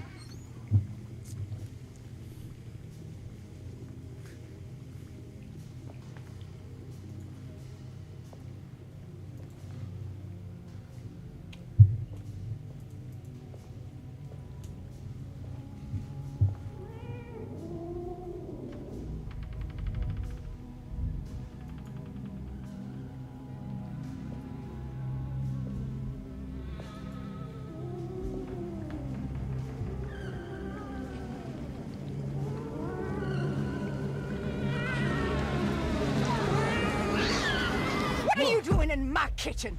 I assure you. Oh, no, I'm sorry. I promise you. Mr. Hartwood is nowhere near my kitchen, and neither should you be. Don't make me kick you out of this house. Sorry. Now get out! Yeah. Holy Christ.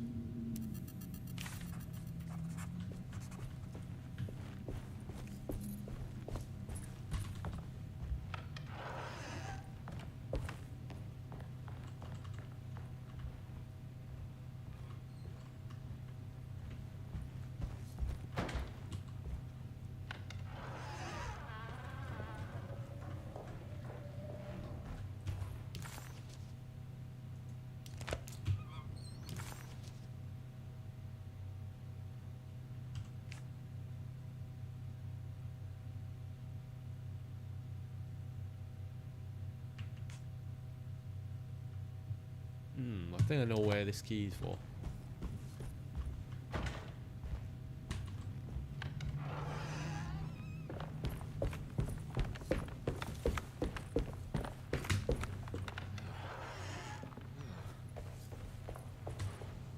I need the key. Not this room. It must be somewhere upstairs.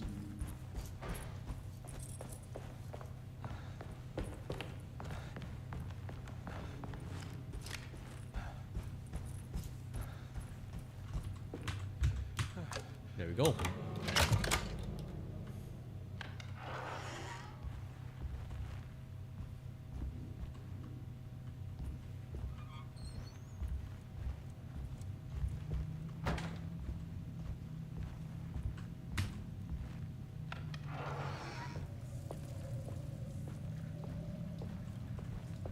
There's nothing here.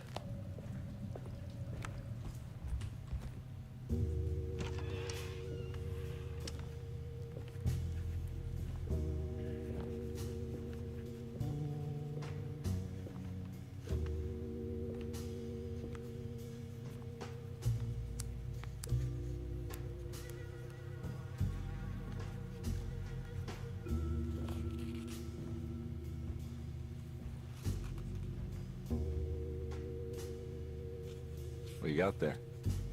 You drawing something? Nothing special. I'm just bored. Do I know you from somewhere? I remember you, Mr. Carnby. From where? Don't touch that. Cassandra wouldn't like it. She wouldn't like it at all. Do you know where she is? I'd rather not talk about it. It makes me upset. Besides, she'll be back after the Feast of St. John.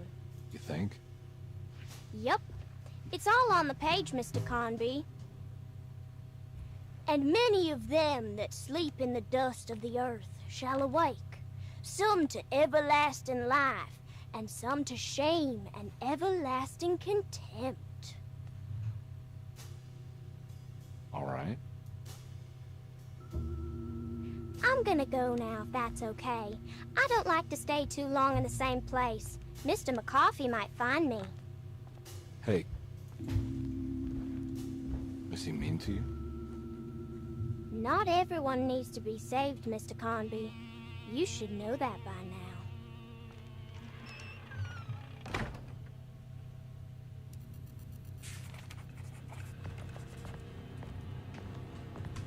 Oh, this puzzle. There's more of that rot again.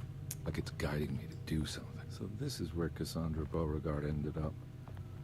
For some reason, I thought she died years. If I find the full set of bottles, then maybe I can make something out of the stains of rot.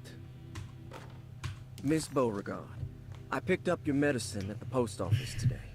As you understand, it needs to be administered by the orderlies for your safety. I have put the box in Lottie's room for now, and I'm sure she will find you as soon as possible. Mr. Waits. There's the bottle.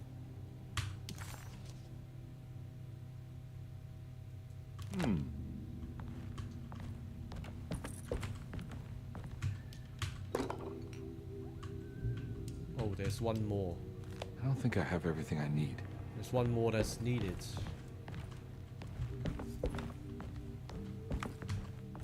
It's another one of those strange padlocks. Yeah, this is the one I don't remember.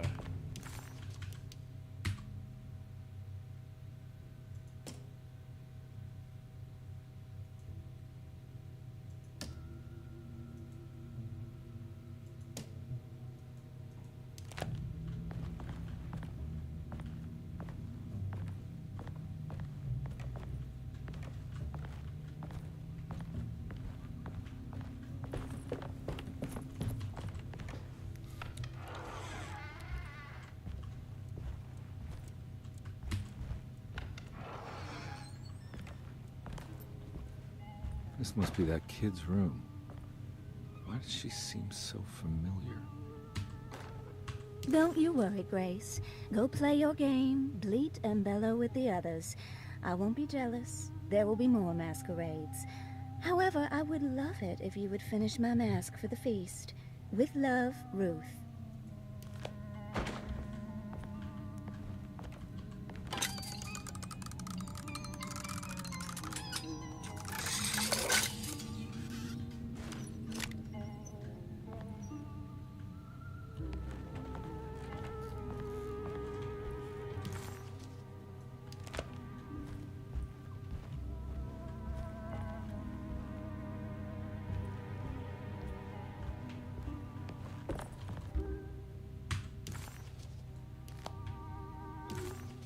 Okay, so we got everything in this room.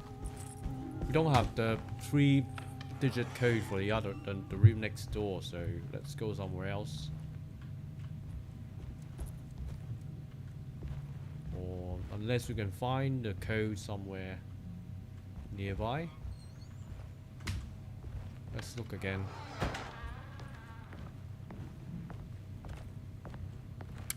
Ah, from memory, I think we need to get a bottle of medicine first, and then that might reveal something.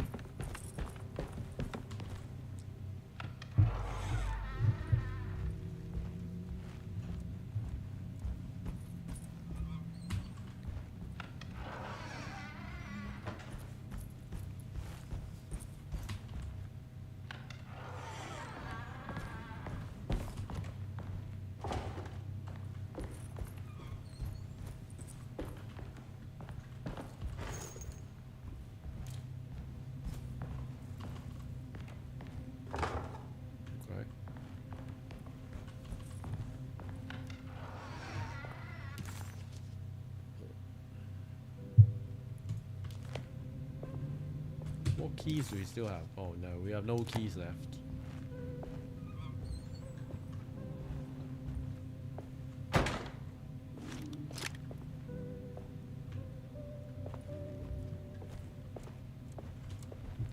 Astarte Artist Colony. I remember hearing about their disappearance. Must have been 15 years or more now.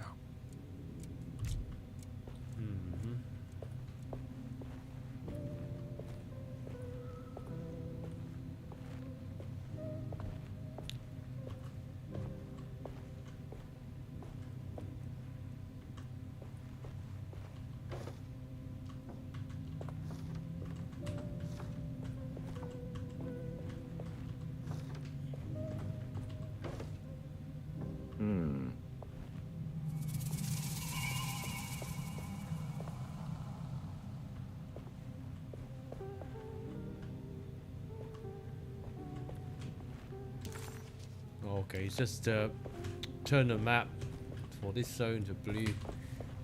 But we already did the puzzle here earlier, but this is just to make it obvious what the 3 names were before.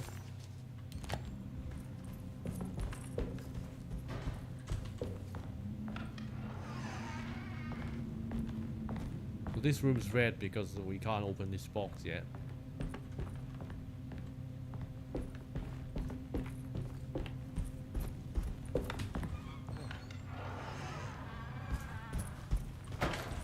So we have to find a room that requires the pallet, I think.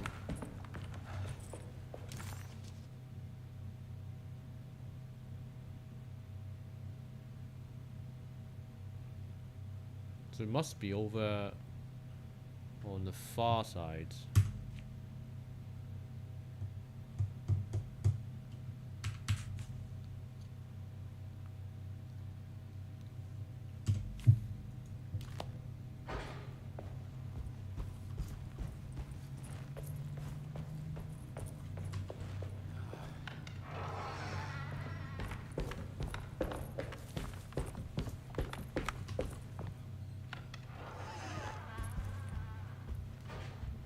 Explored this place yet? Oh, it's wedged shut. It worked.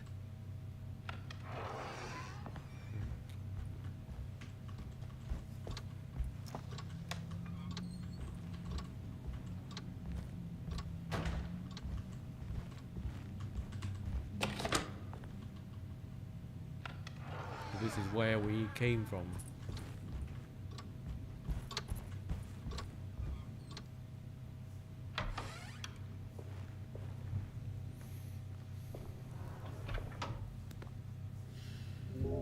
Detective Carnby, how good of you to come.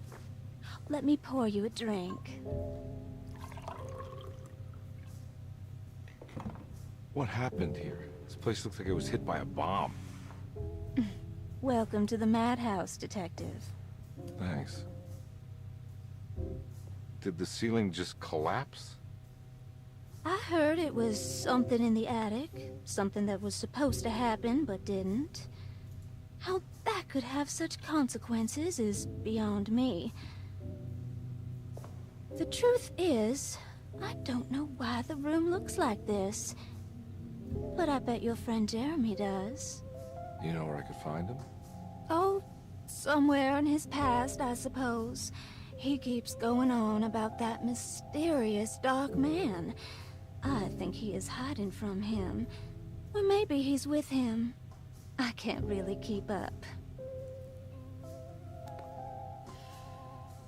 I don't worry much. Take a look around this room. You may think it looks spectacularly devastated, but I just think it's finally found its stride.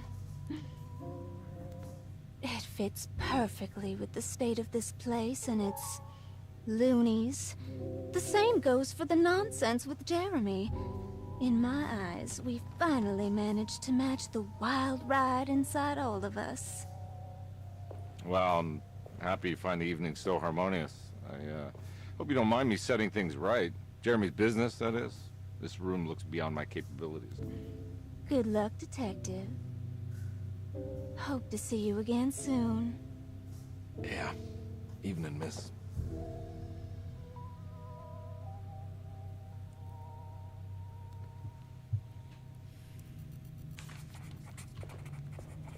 Can I get some more of that whiskey? Go ahead, Detective. I don't think I can stomach any more anyway.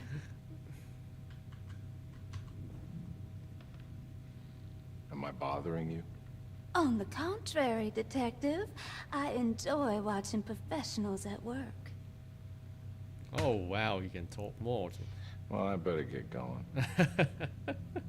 Bye now, Detective. Don't take any wooden nickels. Uh-huh. Okay, no more.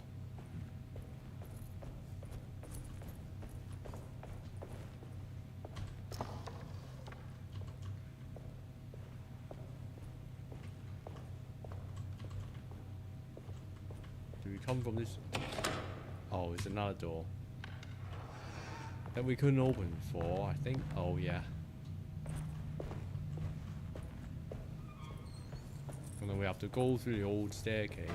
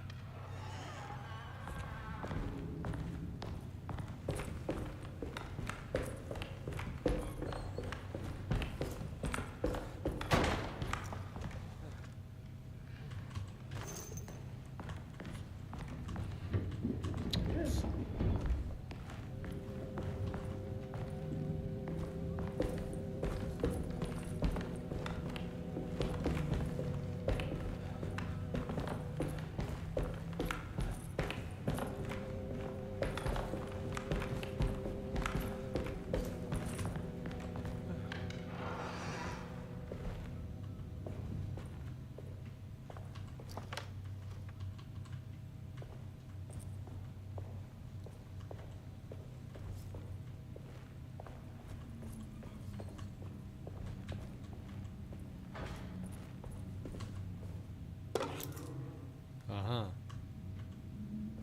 That's another key we need.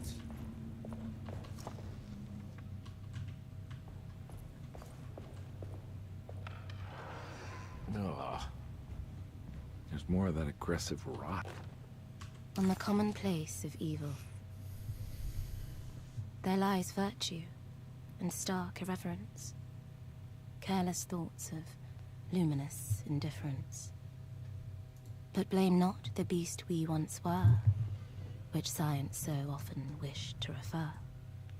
Not the wicked full of sin, it is you who stand and grin. All our good intentions aside, whereupon we build our pride. Sunless solitude, follow not this corrupting light.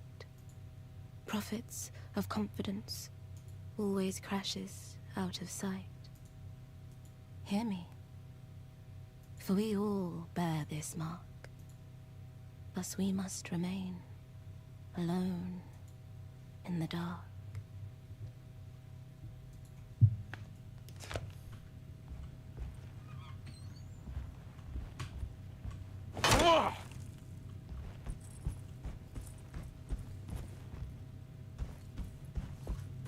Right, that's it.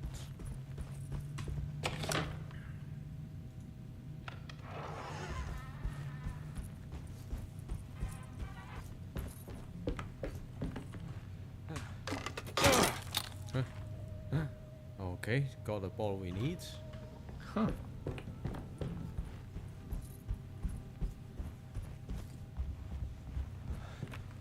Let's look at the other side.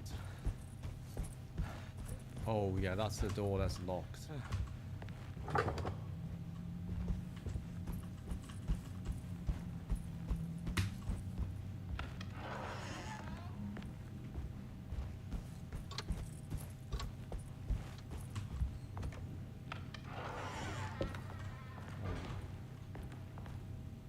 Oh, it's on the other side.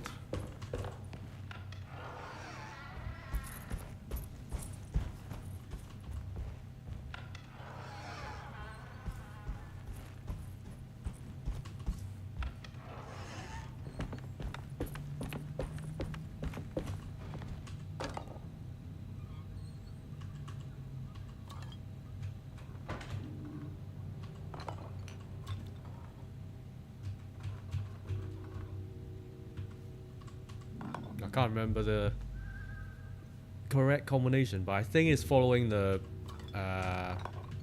branch on the bottle, something like that.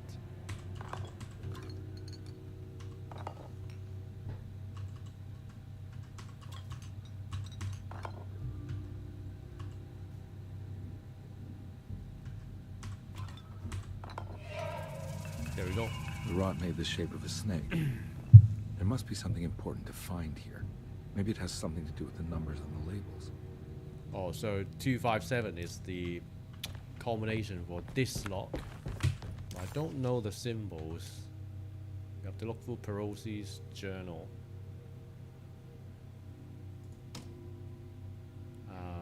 5 is okay, and 7 is that.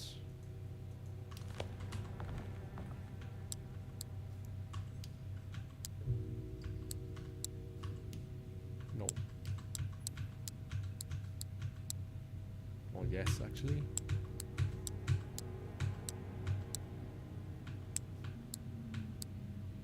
Really? There isn't that symbol I can see.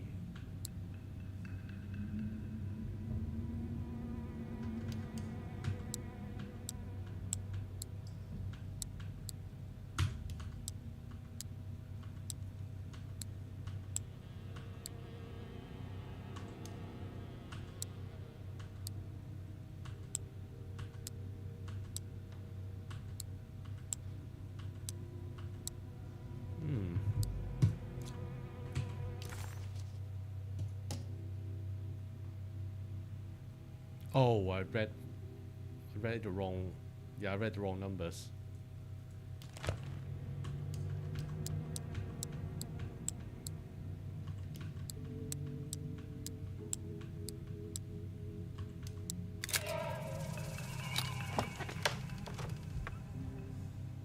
Aha. It's another piece of broken plate. Boiler room. Yeah, we've done everything in that room.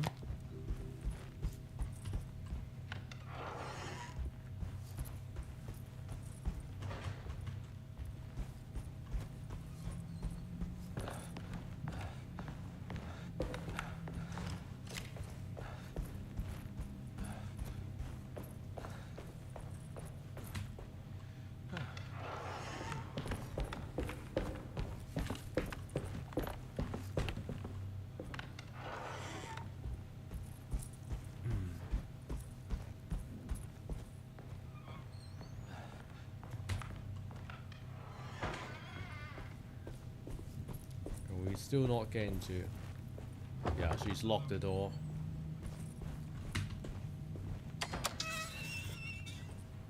Oh no, not here. That's a cellar.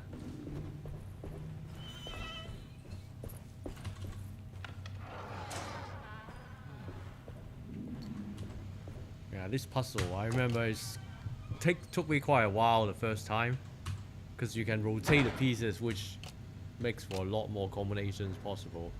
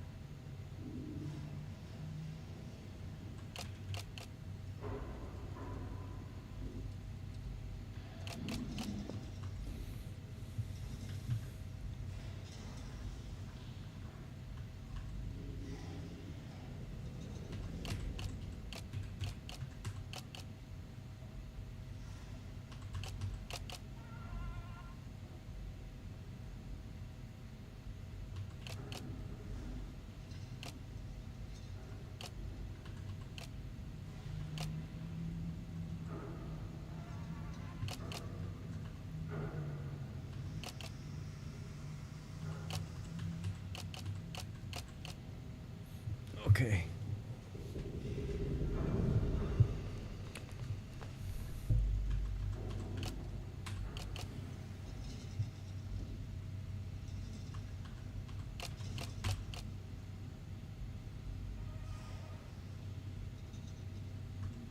Ah, I see.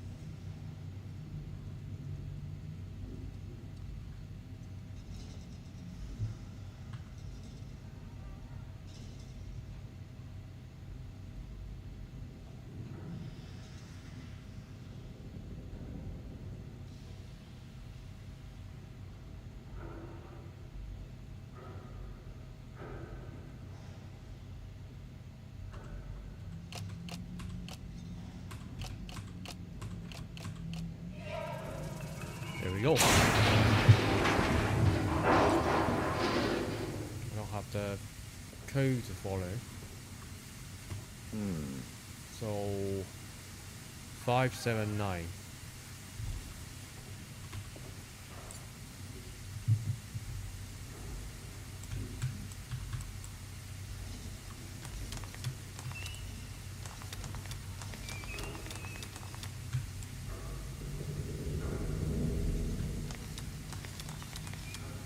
There must be some other permutation of it.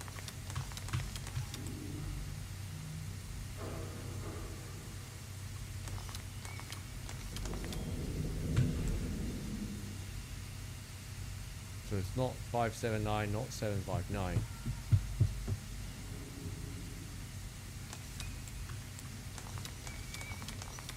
597.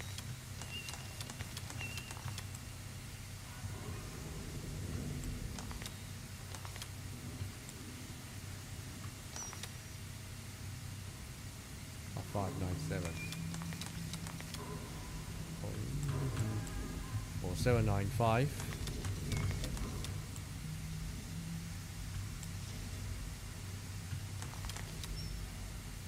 Or 759. Oh, we've tried that. So there's 957, 975 left.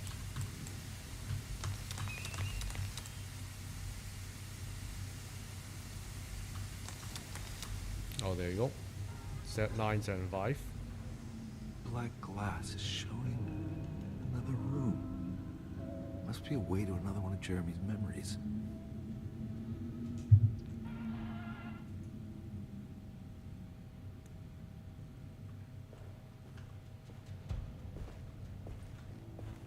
Is there anything extra?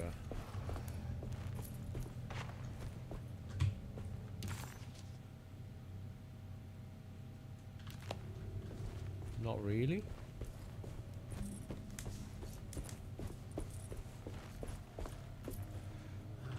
So showing the cellar. Ooh. Yeah, that's a new place. Oh, this place is horrible. I knew it. I knew it would work. You're getting good at this, Carnby. Maybe a little too good at this.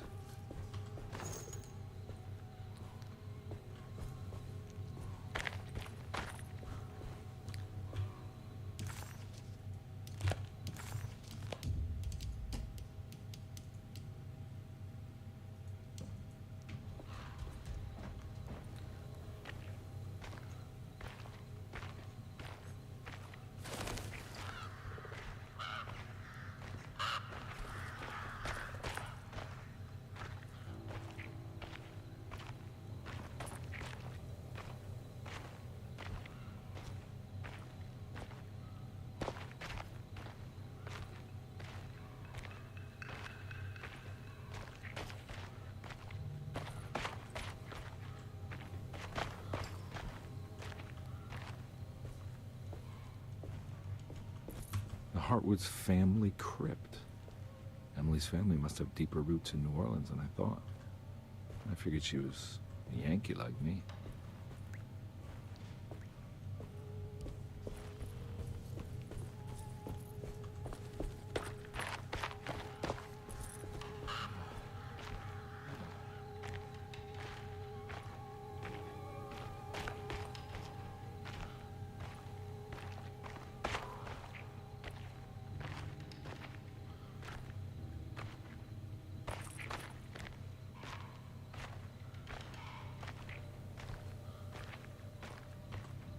No, there's something missing.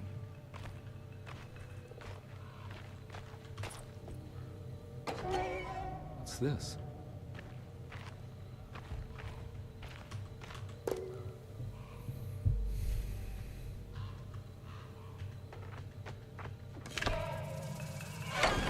Got it.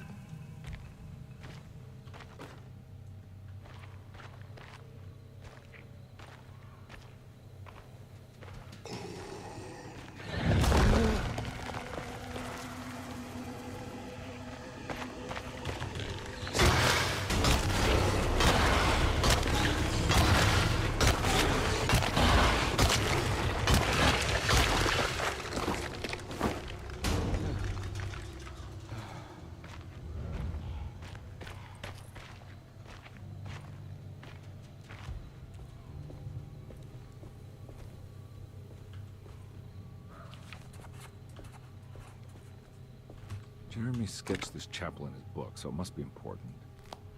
Looks like I'll need more medallions to open it, though.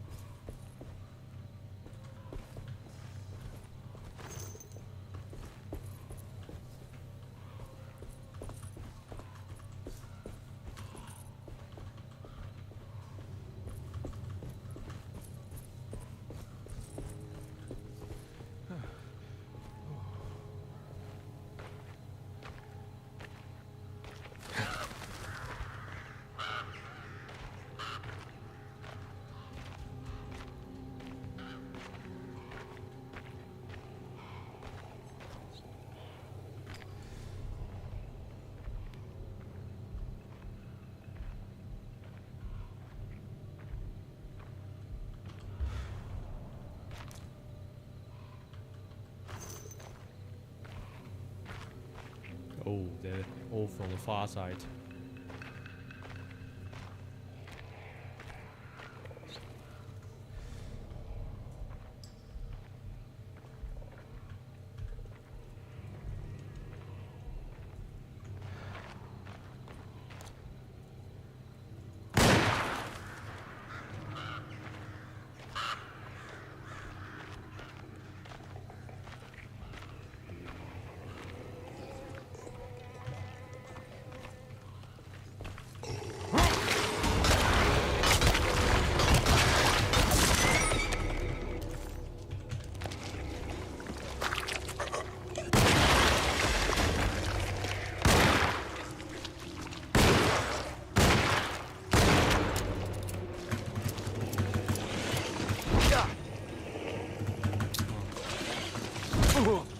Why can't I dodge? Oh, because I'm in the water.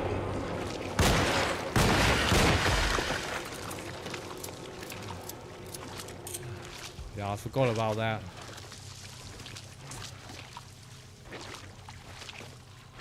Let's heal and take the other heal.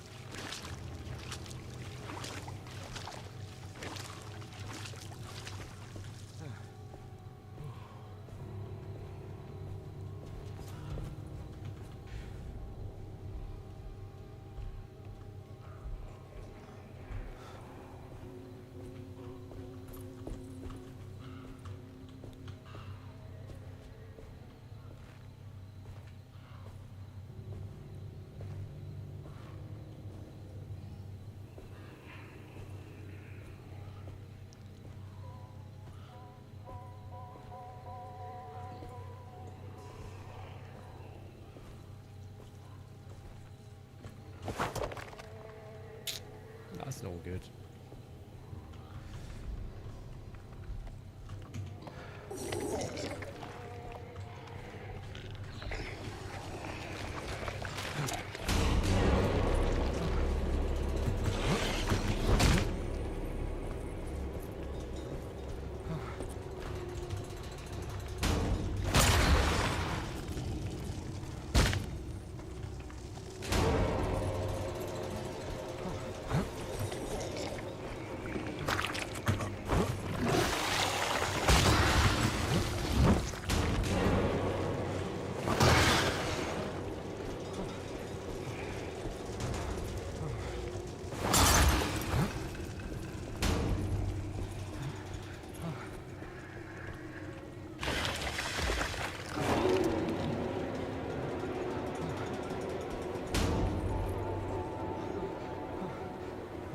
Nice, they're both dead. Let's see if there's any loot. Oh.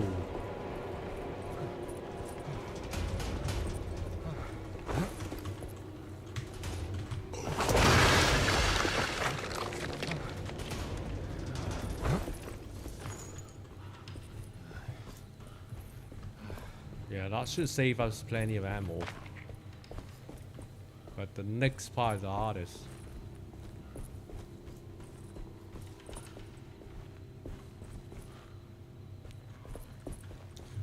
I'll make another manual save.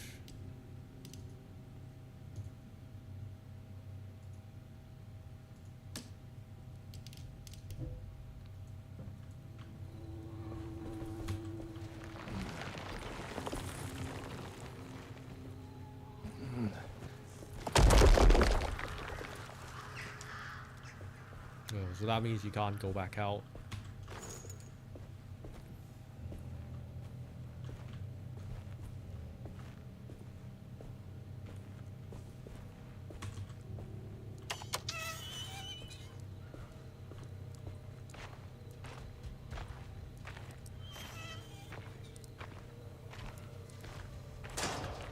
Still have a weapon. Oh. I've got that. Got that.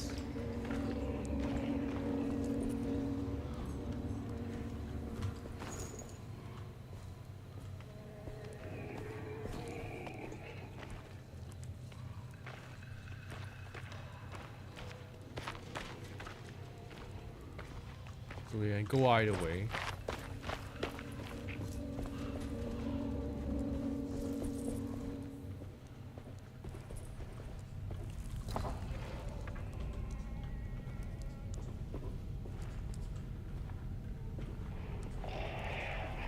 Okay, so the medallion is right there.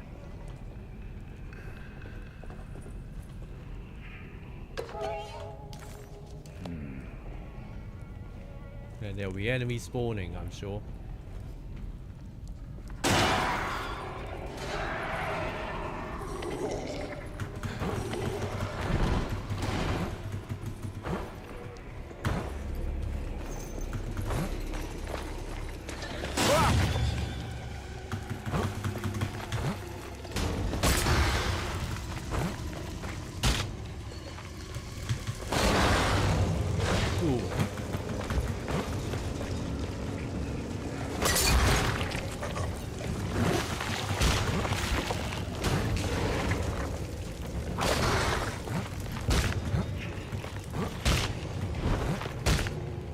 Oh, we can't go this way.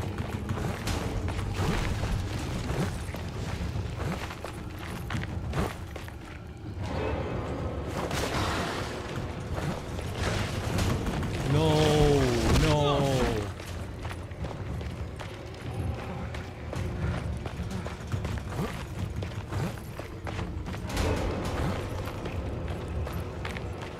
I think we have to go this way.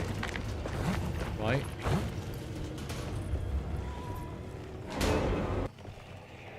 Oh, they're coming.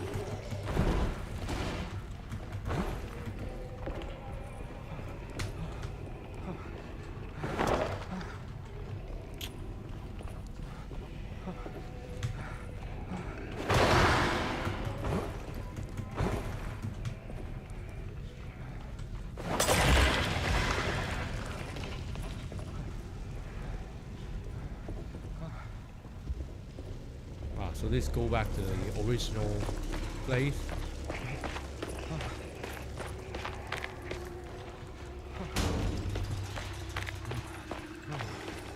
Is there any throwing objects left? I think you have to kill them.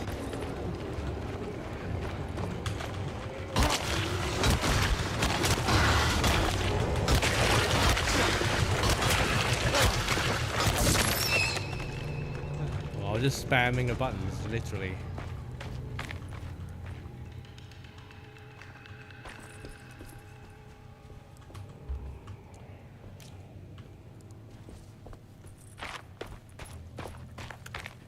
So this door doesn't open until you finish off the enemies, I think.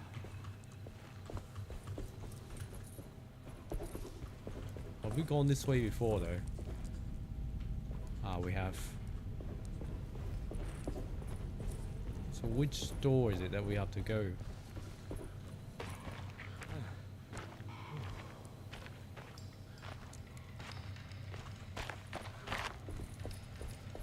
This must be here. Yeah.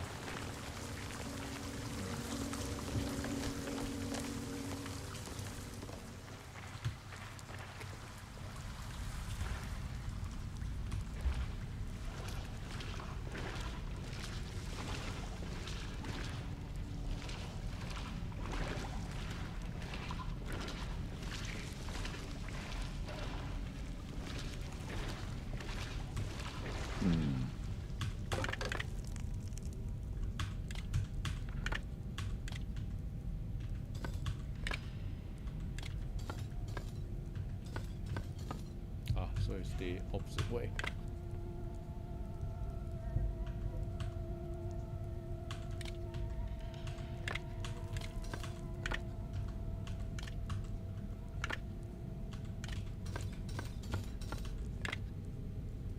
No? Okay.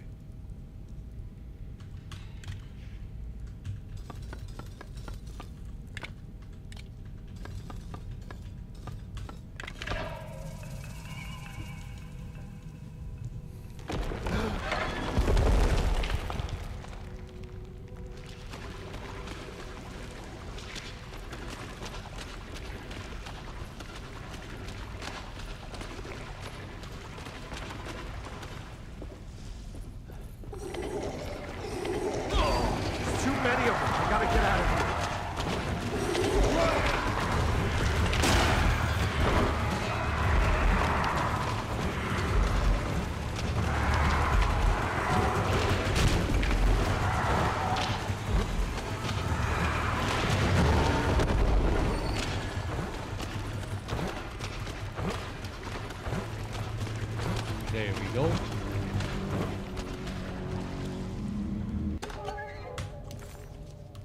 What do we got here? Just have to get out here.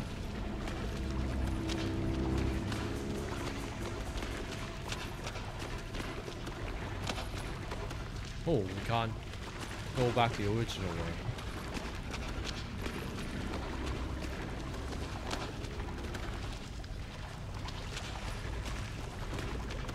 Ah, I see.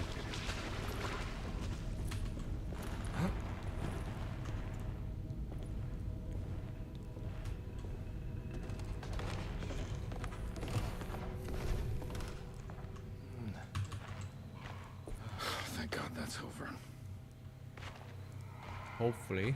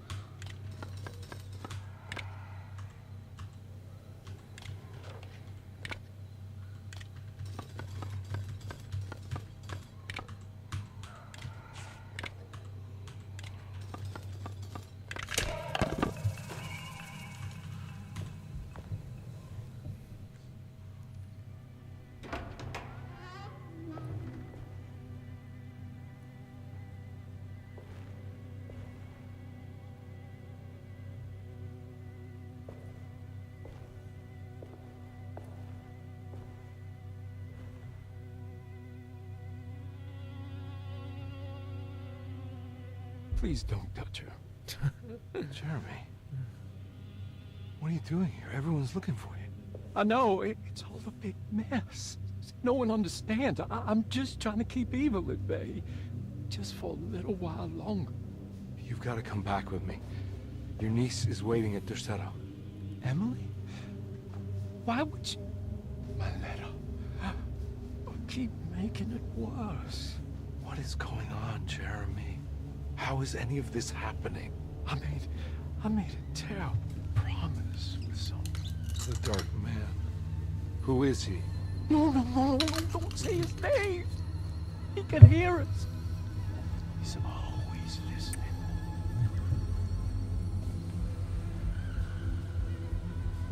Jeremy, I need to understand what is going on.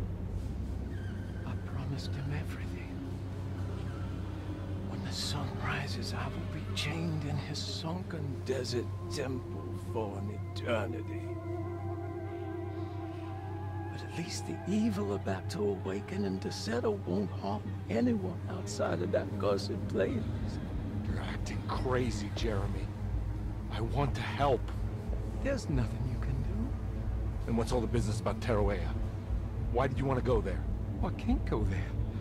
Not allowed. But you wanted to. Can I go? Tell me, will it help me to break your pact? Is there something there that would help? Why would you give me hope? That's so cruel. Okay. Sounds like we're onto something here. What should I... Look out! Behind you!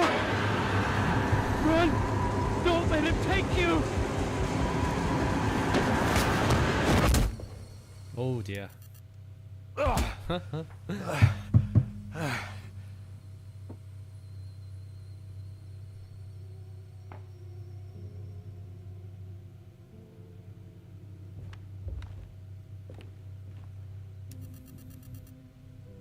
I've seen so many strange occurrences lately. Memories explode into existence and then burn out like tired glass bulb filaments. Dreamscapes crash down from the stars and sink into the sea. Doors that lead to nowhere and absolutely everywhere at once. With all this reverie, I want to think there's a chance that you found a way to remain alive in some way I cannot fathom. Just like I've learned to navigate with my talisman. Maybe you, with all your knowledge, you somehow knew a way to find me again. Perhaps in Teruea. All my love, Jeremy. So we can open Jeremy's luggage. She's dead. No matter how she died, she looks peaceful now. Oh.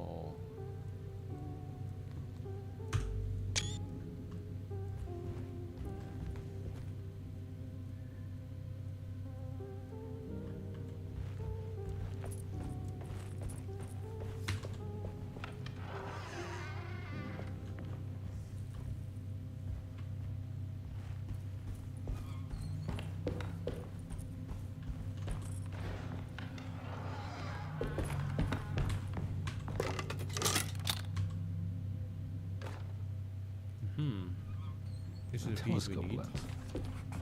Why would he lock that up?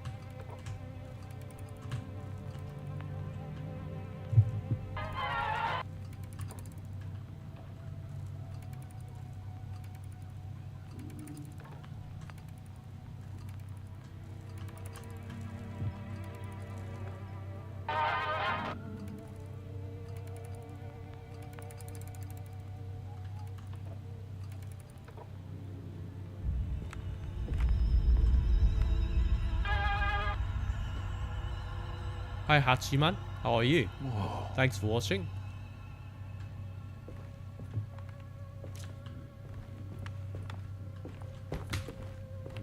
Okay.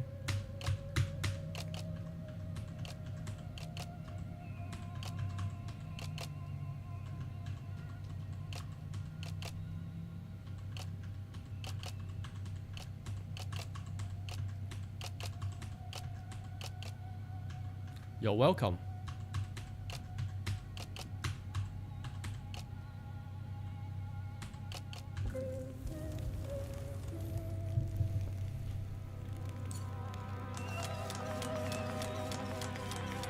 Whoa, what's going on? It's dialing in something all on its own and it's showing the way to another memory? Where is that? So that's the dining room.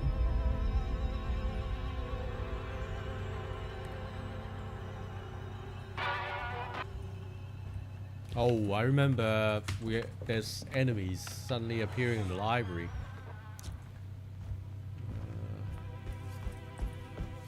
See if we can avoid that room.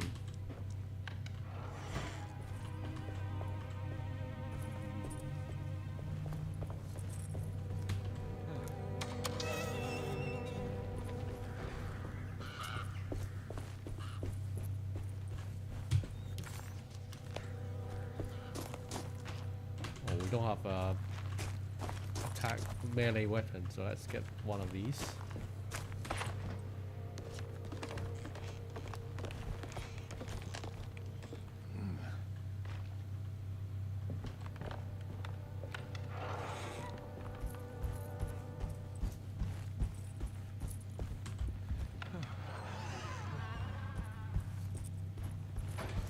Here we go. And so, I forgot what I have to do here. Here we go, and then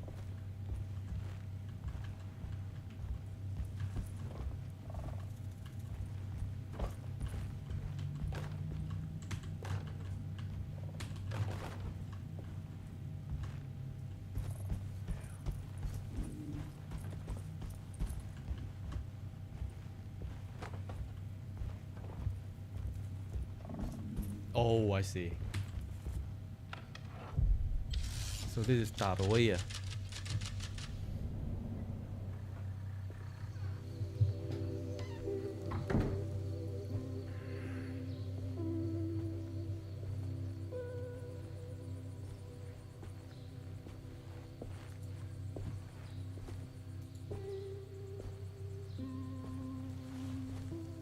I'm glad to see you made it. I had my doubts, but the hope you instilled has yet abandoned me. I guess this must be Tarawea. Who are you? My name is Juan Luis Jorge, and this is indeed the convent of Tarawea.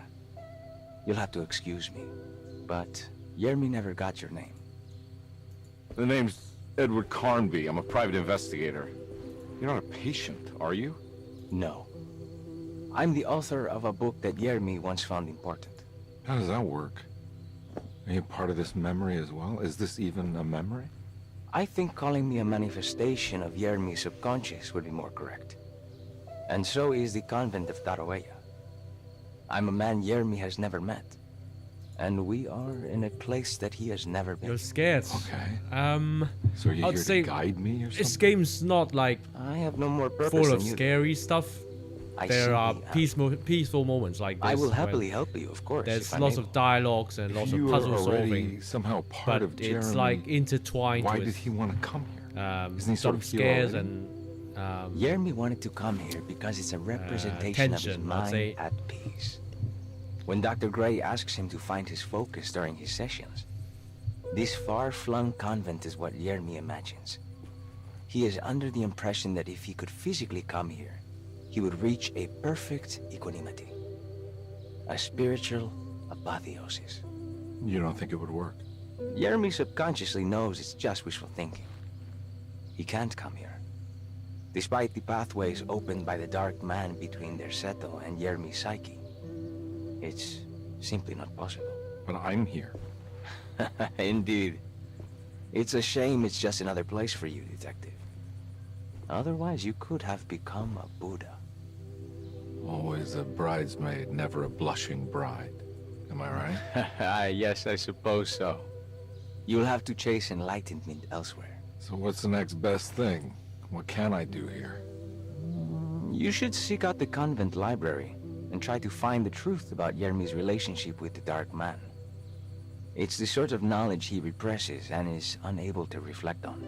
Will it tell me how to break the pact? Perhaps. At least you'll have something to confront Yermi with. Wait, why can't you just tell me? I don't know such things. You'd be better off consulting the texts of Dr. Freud, if you want such answers. No thanks, I hate shrinks. There is another thing you should know about the library. He is here as well.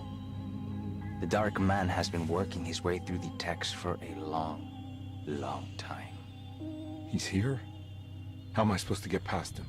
Be careful, Detective. Oh, jeez. Just perfect.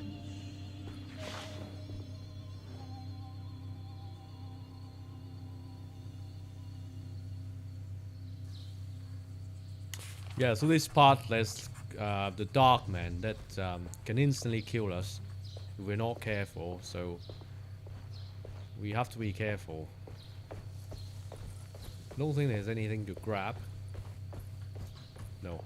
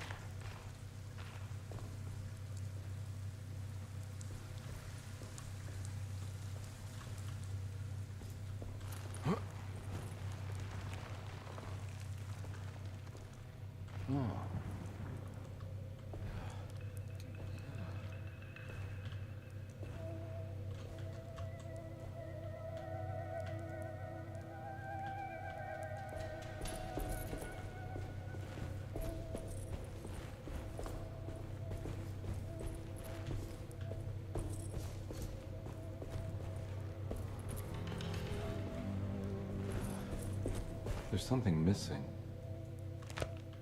Let's make a manual save as well.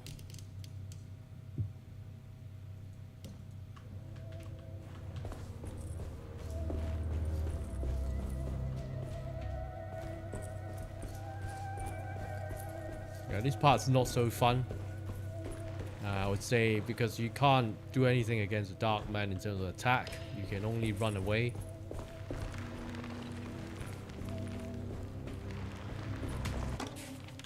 Great library was endless, beautiful, and terrible.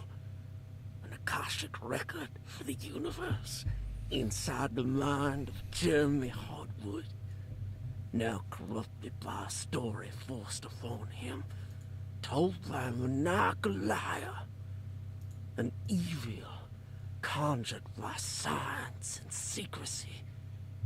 I will suspend a room and lock away the foundation of his character. Its key will be left to the librarian, the only thing invisible to the Prowler.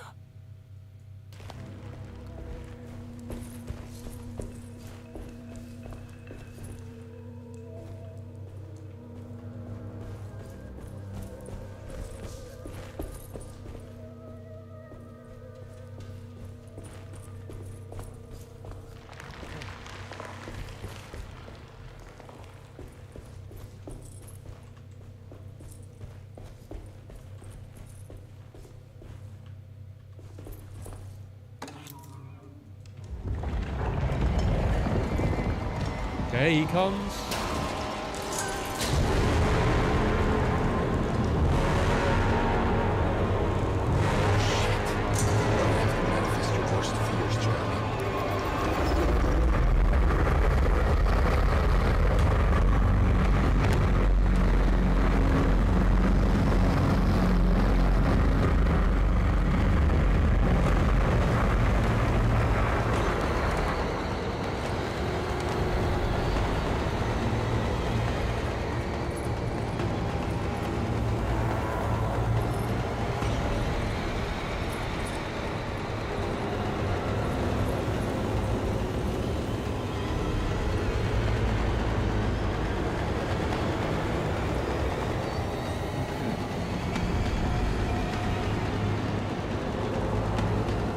So this is just the hiding place.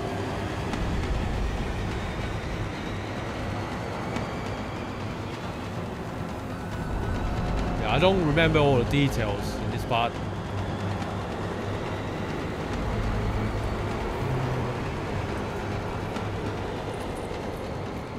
We have to hide, we have to hide. Oh, don't get stuck.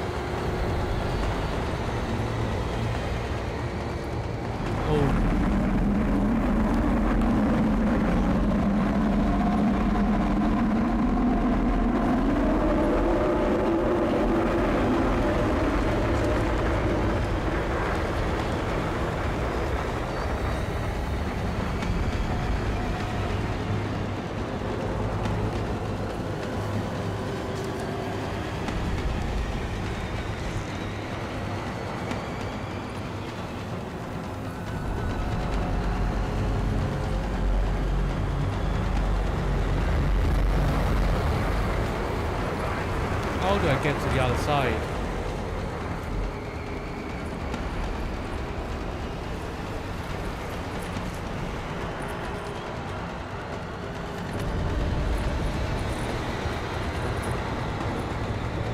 Oh, of course, of course.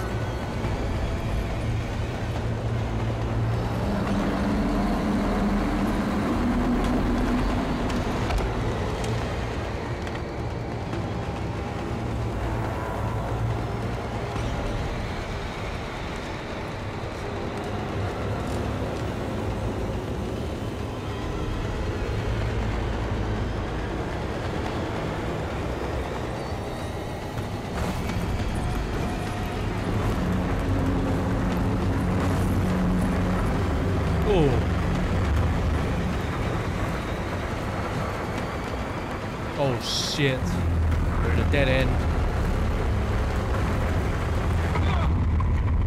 Okay, fine, he's right in front.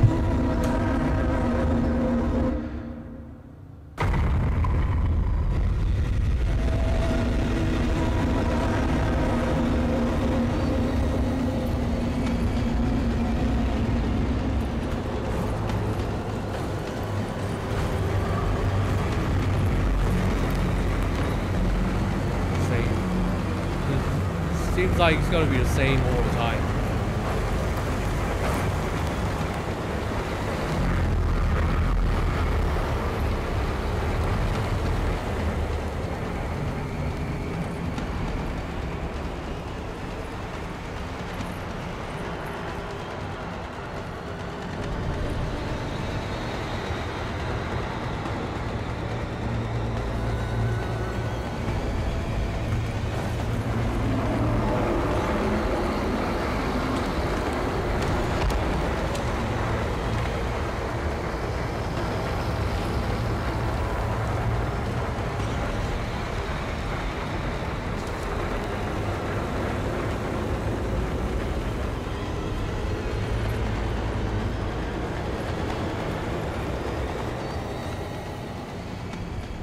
So I think that's it with regards to the dog, man. Yeah, I honestly don't remember what I have to do. So it's been the only death of our run so far.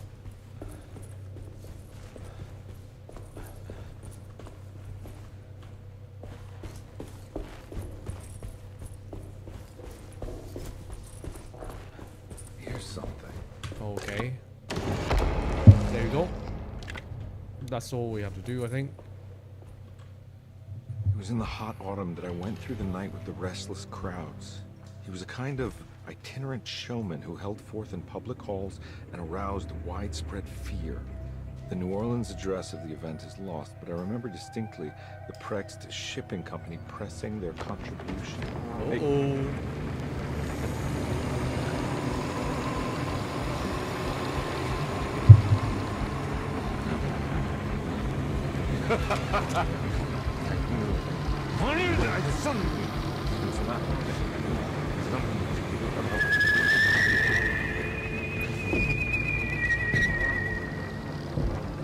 Detective! Juan! Juan!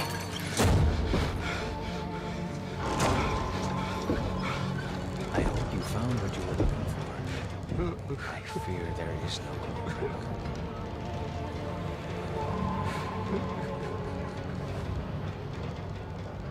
I was so close. There must be something I can work with. Come on, Carnby, think. Think! The shipping company. Prext. Right. Good luck, detective.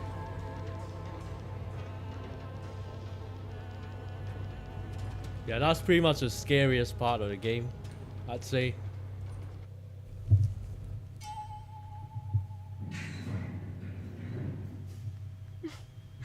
Well, thank God you're here, Detective. Sitting all alone in a place like this. I'd never live it down if the papers got wind of it. Hey. Ruth, right? Oh, don't pretend you don't know. I'm sure you have a whole file on me by now, Detective. I suppose we weren't formally introduced. I'm Ruth Talon. Miss Ruth Talon, in case you're wondering. Edward Carnby. Enchanté.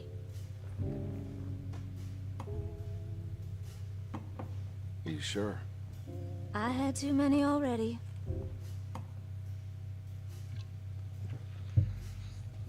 Nice. It's good. I know. I have great taste, Detective. I heard you're trying to break Jeremy's promise to the Dark Man. Yeah. Do you know anything about that kind of stuff? No, but it makes you wonder. If he made a promise, can't he simply stand by his words?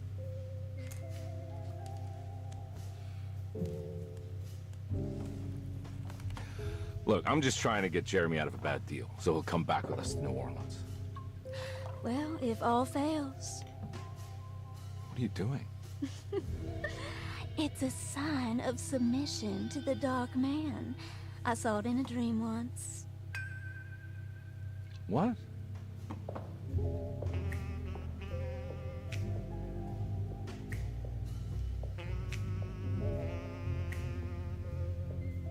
You don't know the Prext shipping company by any chance? I do. They made big money during the war. Their waterfront office is just over there. How did you do that? Do what, Detective? Bonne chance. Hey, have you seen Emily Hartwood anywhere? Are you trying to make me jealous, Detective? No, I haven't seen your doll anywhere.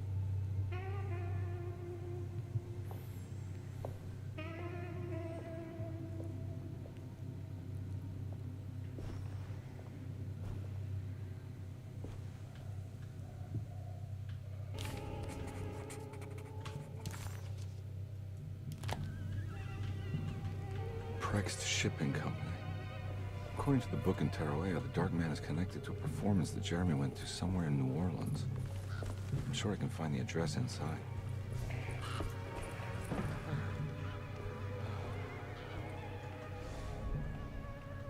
Of course, they're enemies.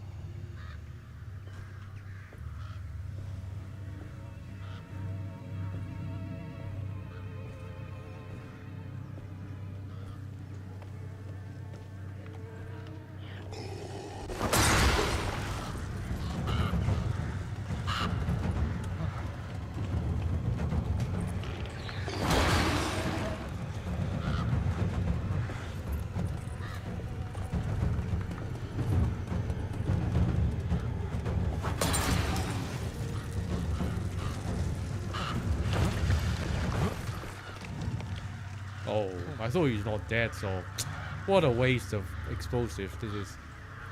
Because I can't, like, put it back down now that I'm holding it. So I have to walk really slowly to preserve this explosive.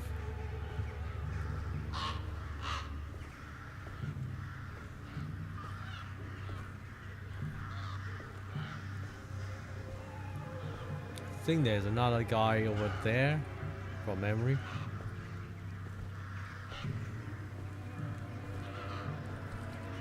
There we go. Come over here.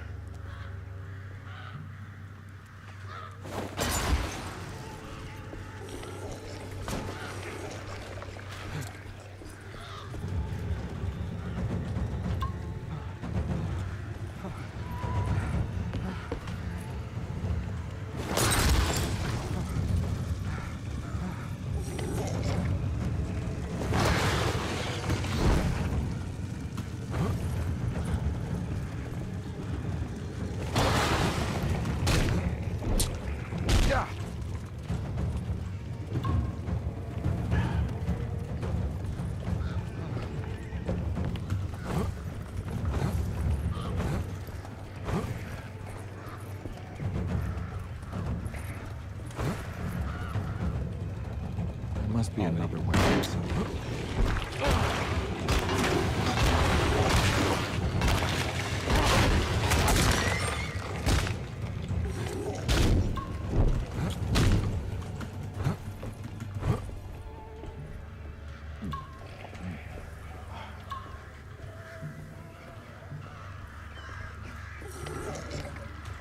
Okay, thank God.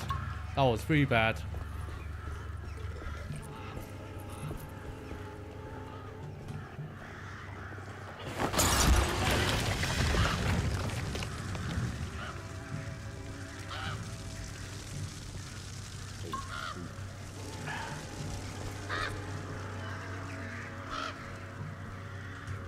Are they still inside the room? Or are they all dead?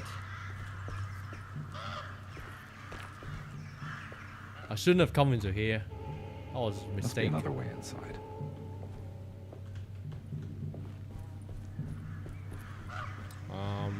Didn't finish exploring the other side.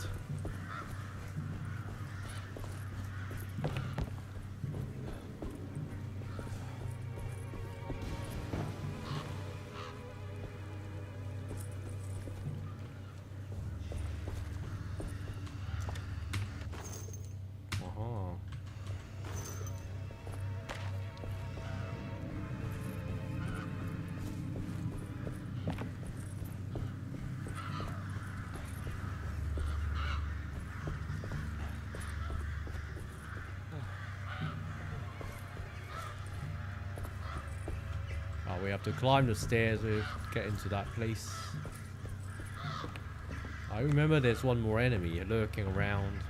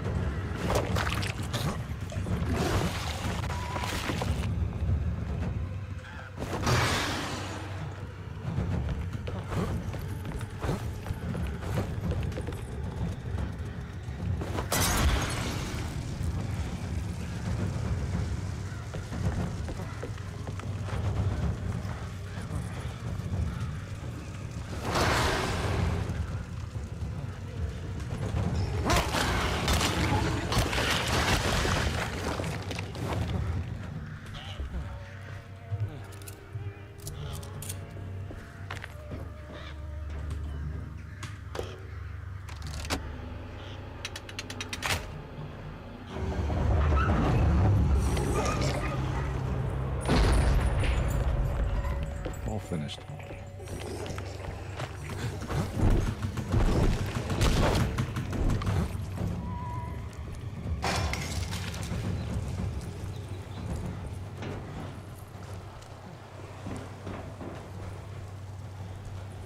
Consume a bit of heal, unfortunately, on this run, which I don't really want, but I think we can still do it with 2 heals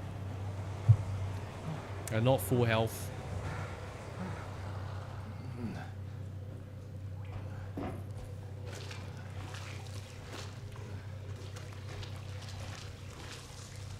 I think, yeah, this guy's gonna wake up later.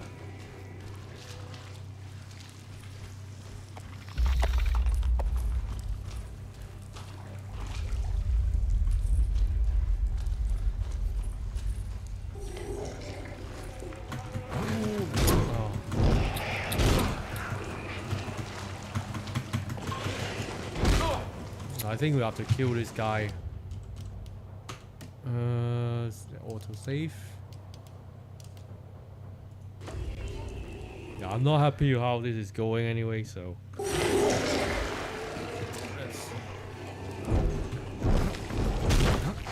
What?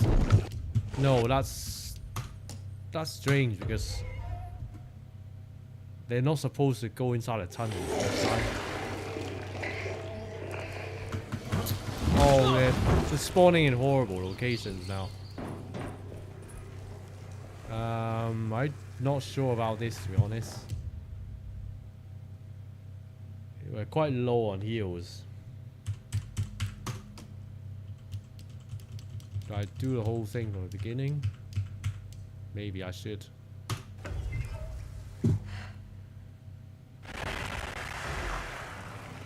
Oh, this is Emily's side.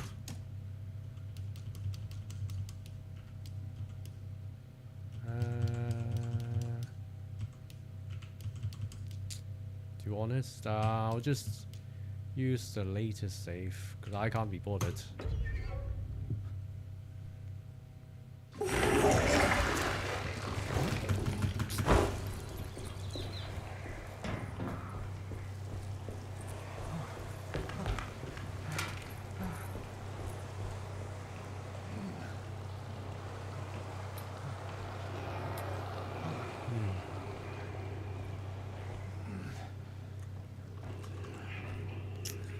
That's so annoying. Once you're in the water, you cannot do the dodge animation.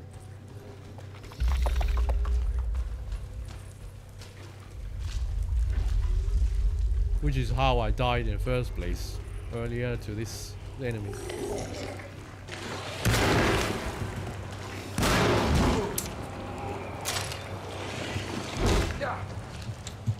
So we have to do something different here. So I have to draw him towards a place with no water.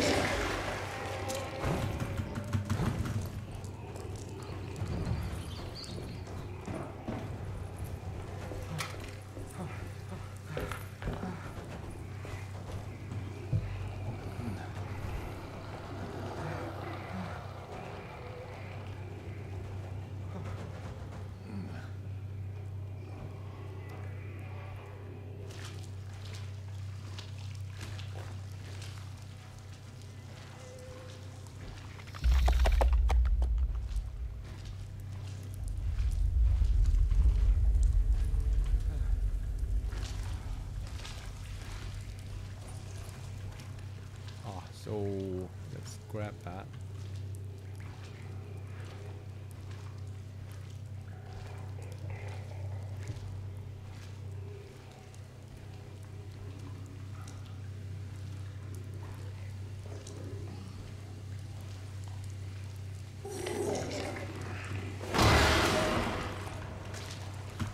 All right, now that's okay.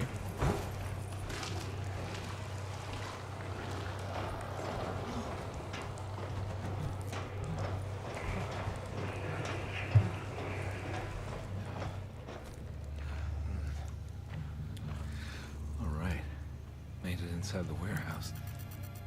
The office must be upstairs.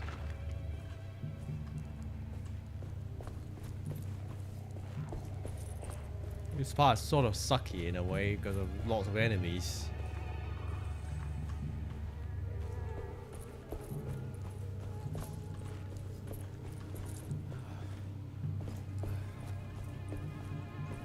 No loot except these explosives.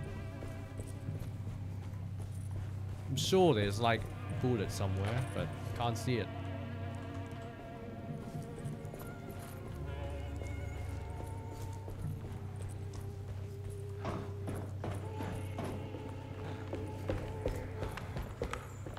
from my honest opinion, like the music in this part's not the best either.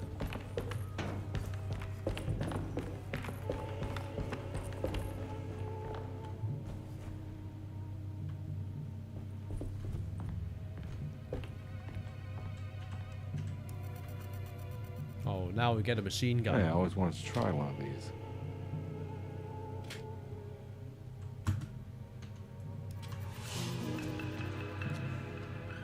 Don't think we need to use it yet. It would be great to get some get some heals.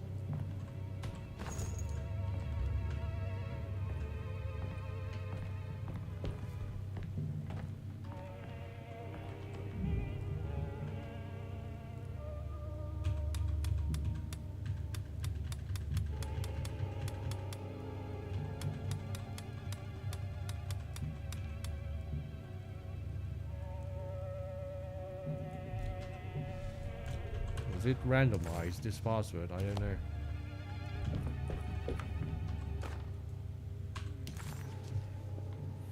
Oh.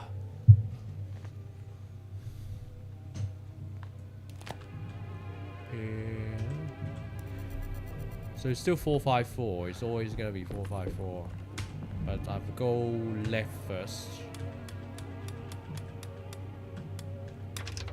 Yeah, it's just directions. Gotta go manifesto. September 19th, 1892. Breck Shipping Company delivered 4 steamer trunks, 1 Egyptian sarcophagus, and a large wooden crate belonging to the showman called the Black Pharaoh, performing at 18th Street.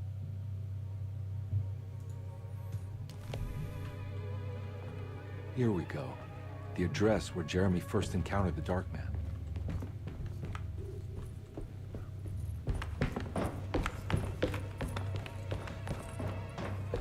So hopefully you can dodge our way out of here without firing a shot.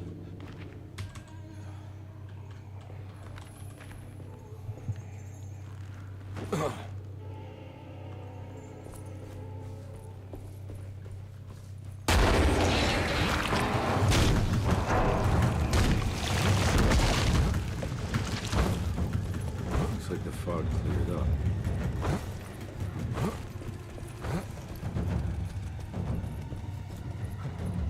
Although it means suffering a lot of damage.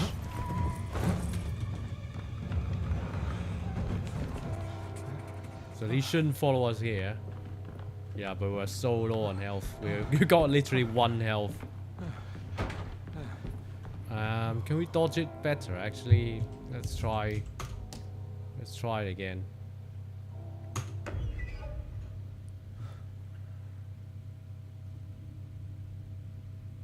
Oh, we can't go back that far.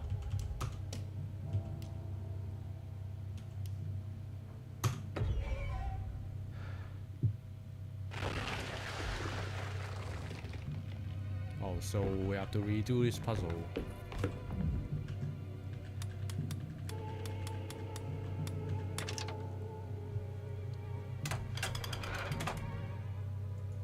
Gotta go. Here we go. The address where Jeremy first encountered the Dark Man. Not yet. Hey, I always wanted to try one of these.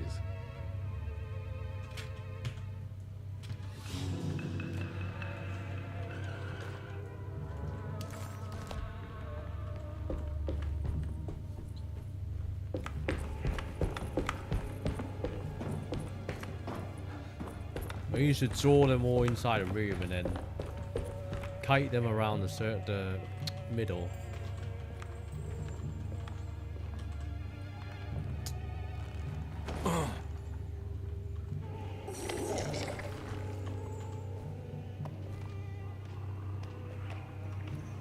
Oh no, I didn't mean that.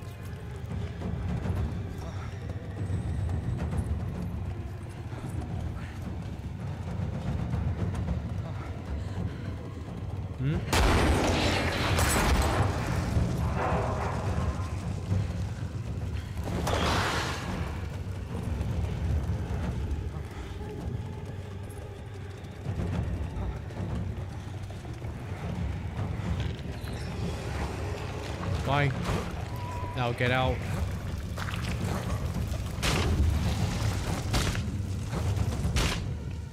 Oh, the flames.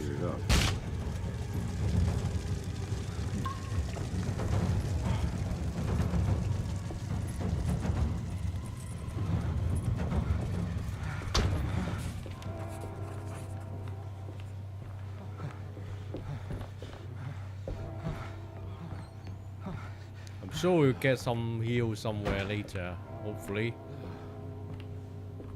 We did slightly better than last time in like preserving one drink.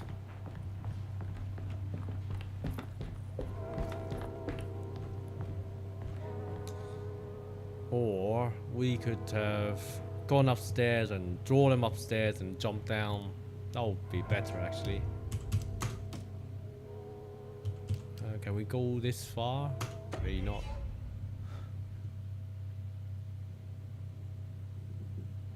No, we can't. Forget it. Oh, why? Oh, this is the other save. I see. This is the other save.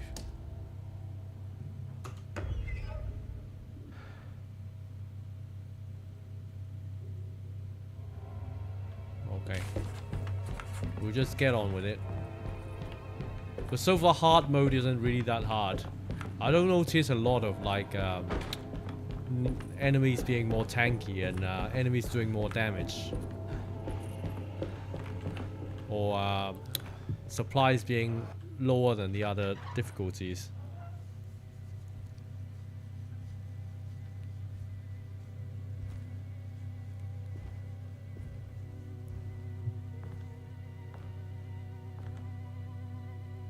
You want to tell me what this is all about? Welcome, Detective, to the greatest show this side of the Mississippi. Nyarlathotep, the Black Pharaoh, the ancient magician who lived 1,000 lives and wore 1,000 masks. I can see why you settled on calling him the Dark Man. Saves your breath. So, you got scared by a stage magician, and now he's living inside your head. You can mock me, Detective. But you would be the crazy one to think his presence can be ignored. Look where we are!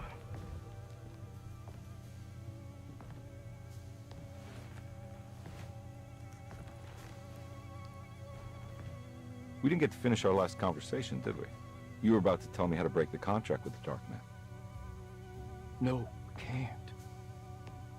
We were turning loose on the world. So many innocent would die. But there is a way to break out of the deal. There is.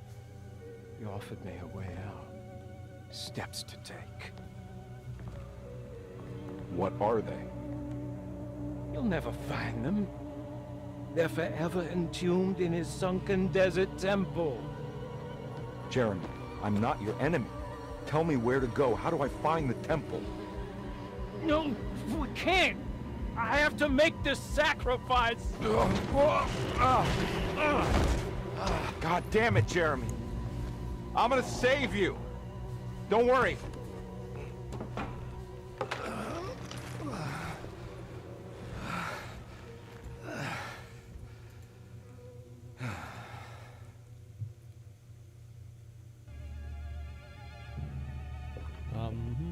How do you save someone who doesn't want to be saved? Well, he's gonna get saved no matter what. I just need to find the temple somehow. So it's 257 again, according to the symbols from before.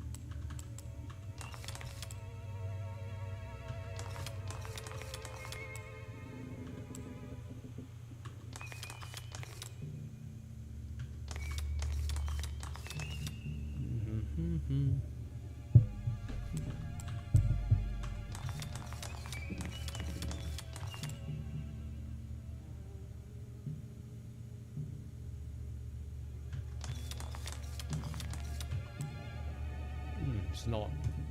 So must be some other numbers.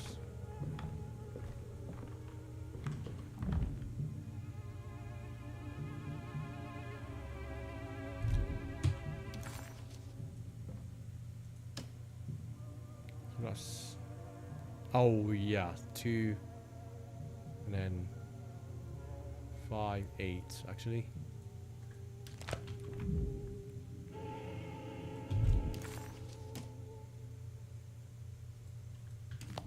No wonder.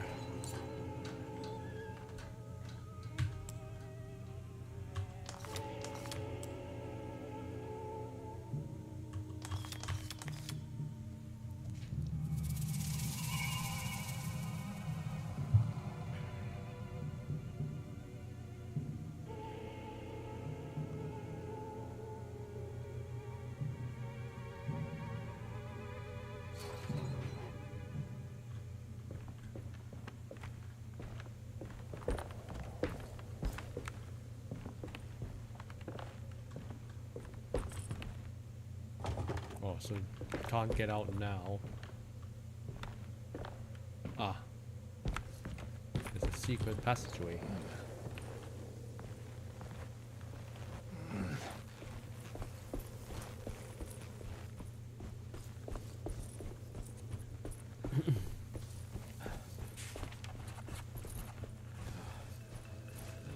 Oh.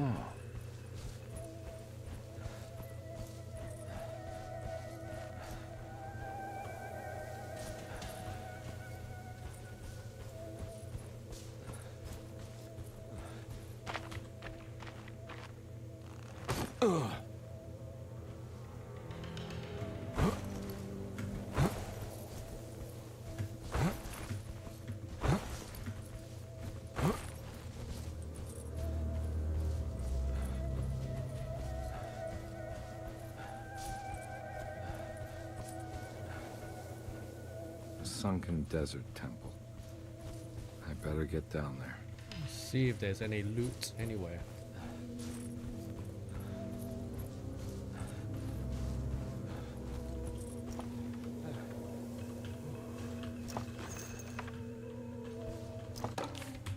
The Temple of Nephron-Ka lies under our camp. Despite all efforts, that unholy site did not collapse, but sink beneath the sand. The pharaoh is long dead, his name meticulously stricken from all ancient writing. But that stage meant for blood and terror remains. The temple is said to be lightless, built to harbor all the haunters of the dark found in the very depths of our universe. Calling on the gods meant creating a bridge between our world and theirs. The terrible Aldebaran of Taurus, the Black Sun, was seen as the most important star in the night sky. Because, according to the Kitab al-Azif, it was said to be the home of that crawling chaos known as Nyarlathotep. Through ancient mechanisms, it was said that the priests could open shafts channeling the light emitted by that strange stone called the Shining Trapezohedron. Several streams pooled together above the statue of that dark man would then be sent through space towards the Black Sun. A message to the gods. The gifts bestowed on the sender are completely undocumented, but often assumed to involve dark blood pacts, where souls are traded for malicious miracles. We need this.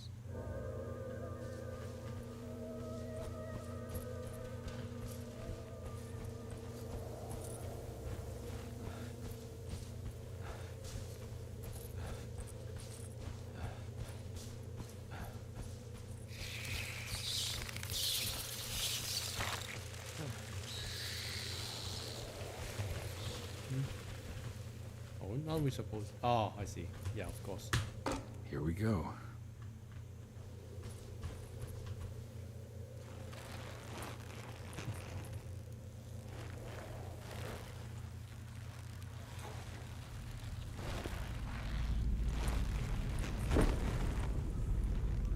I think I'm gonna continue this tomorrow.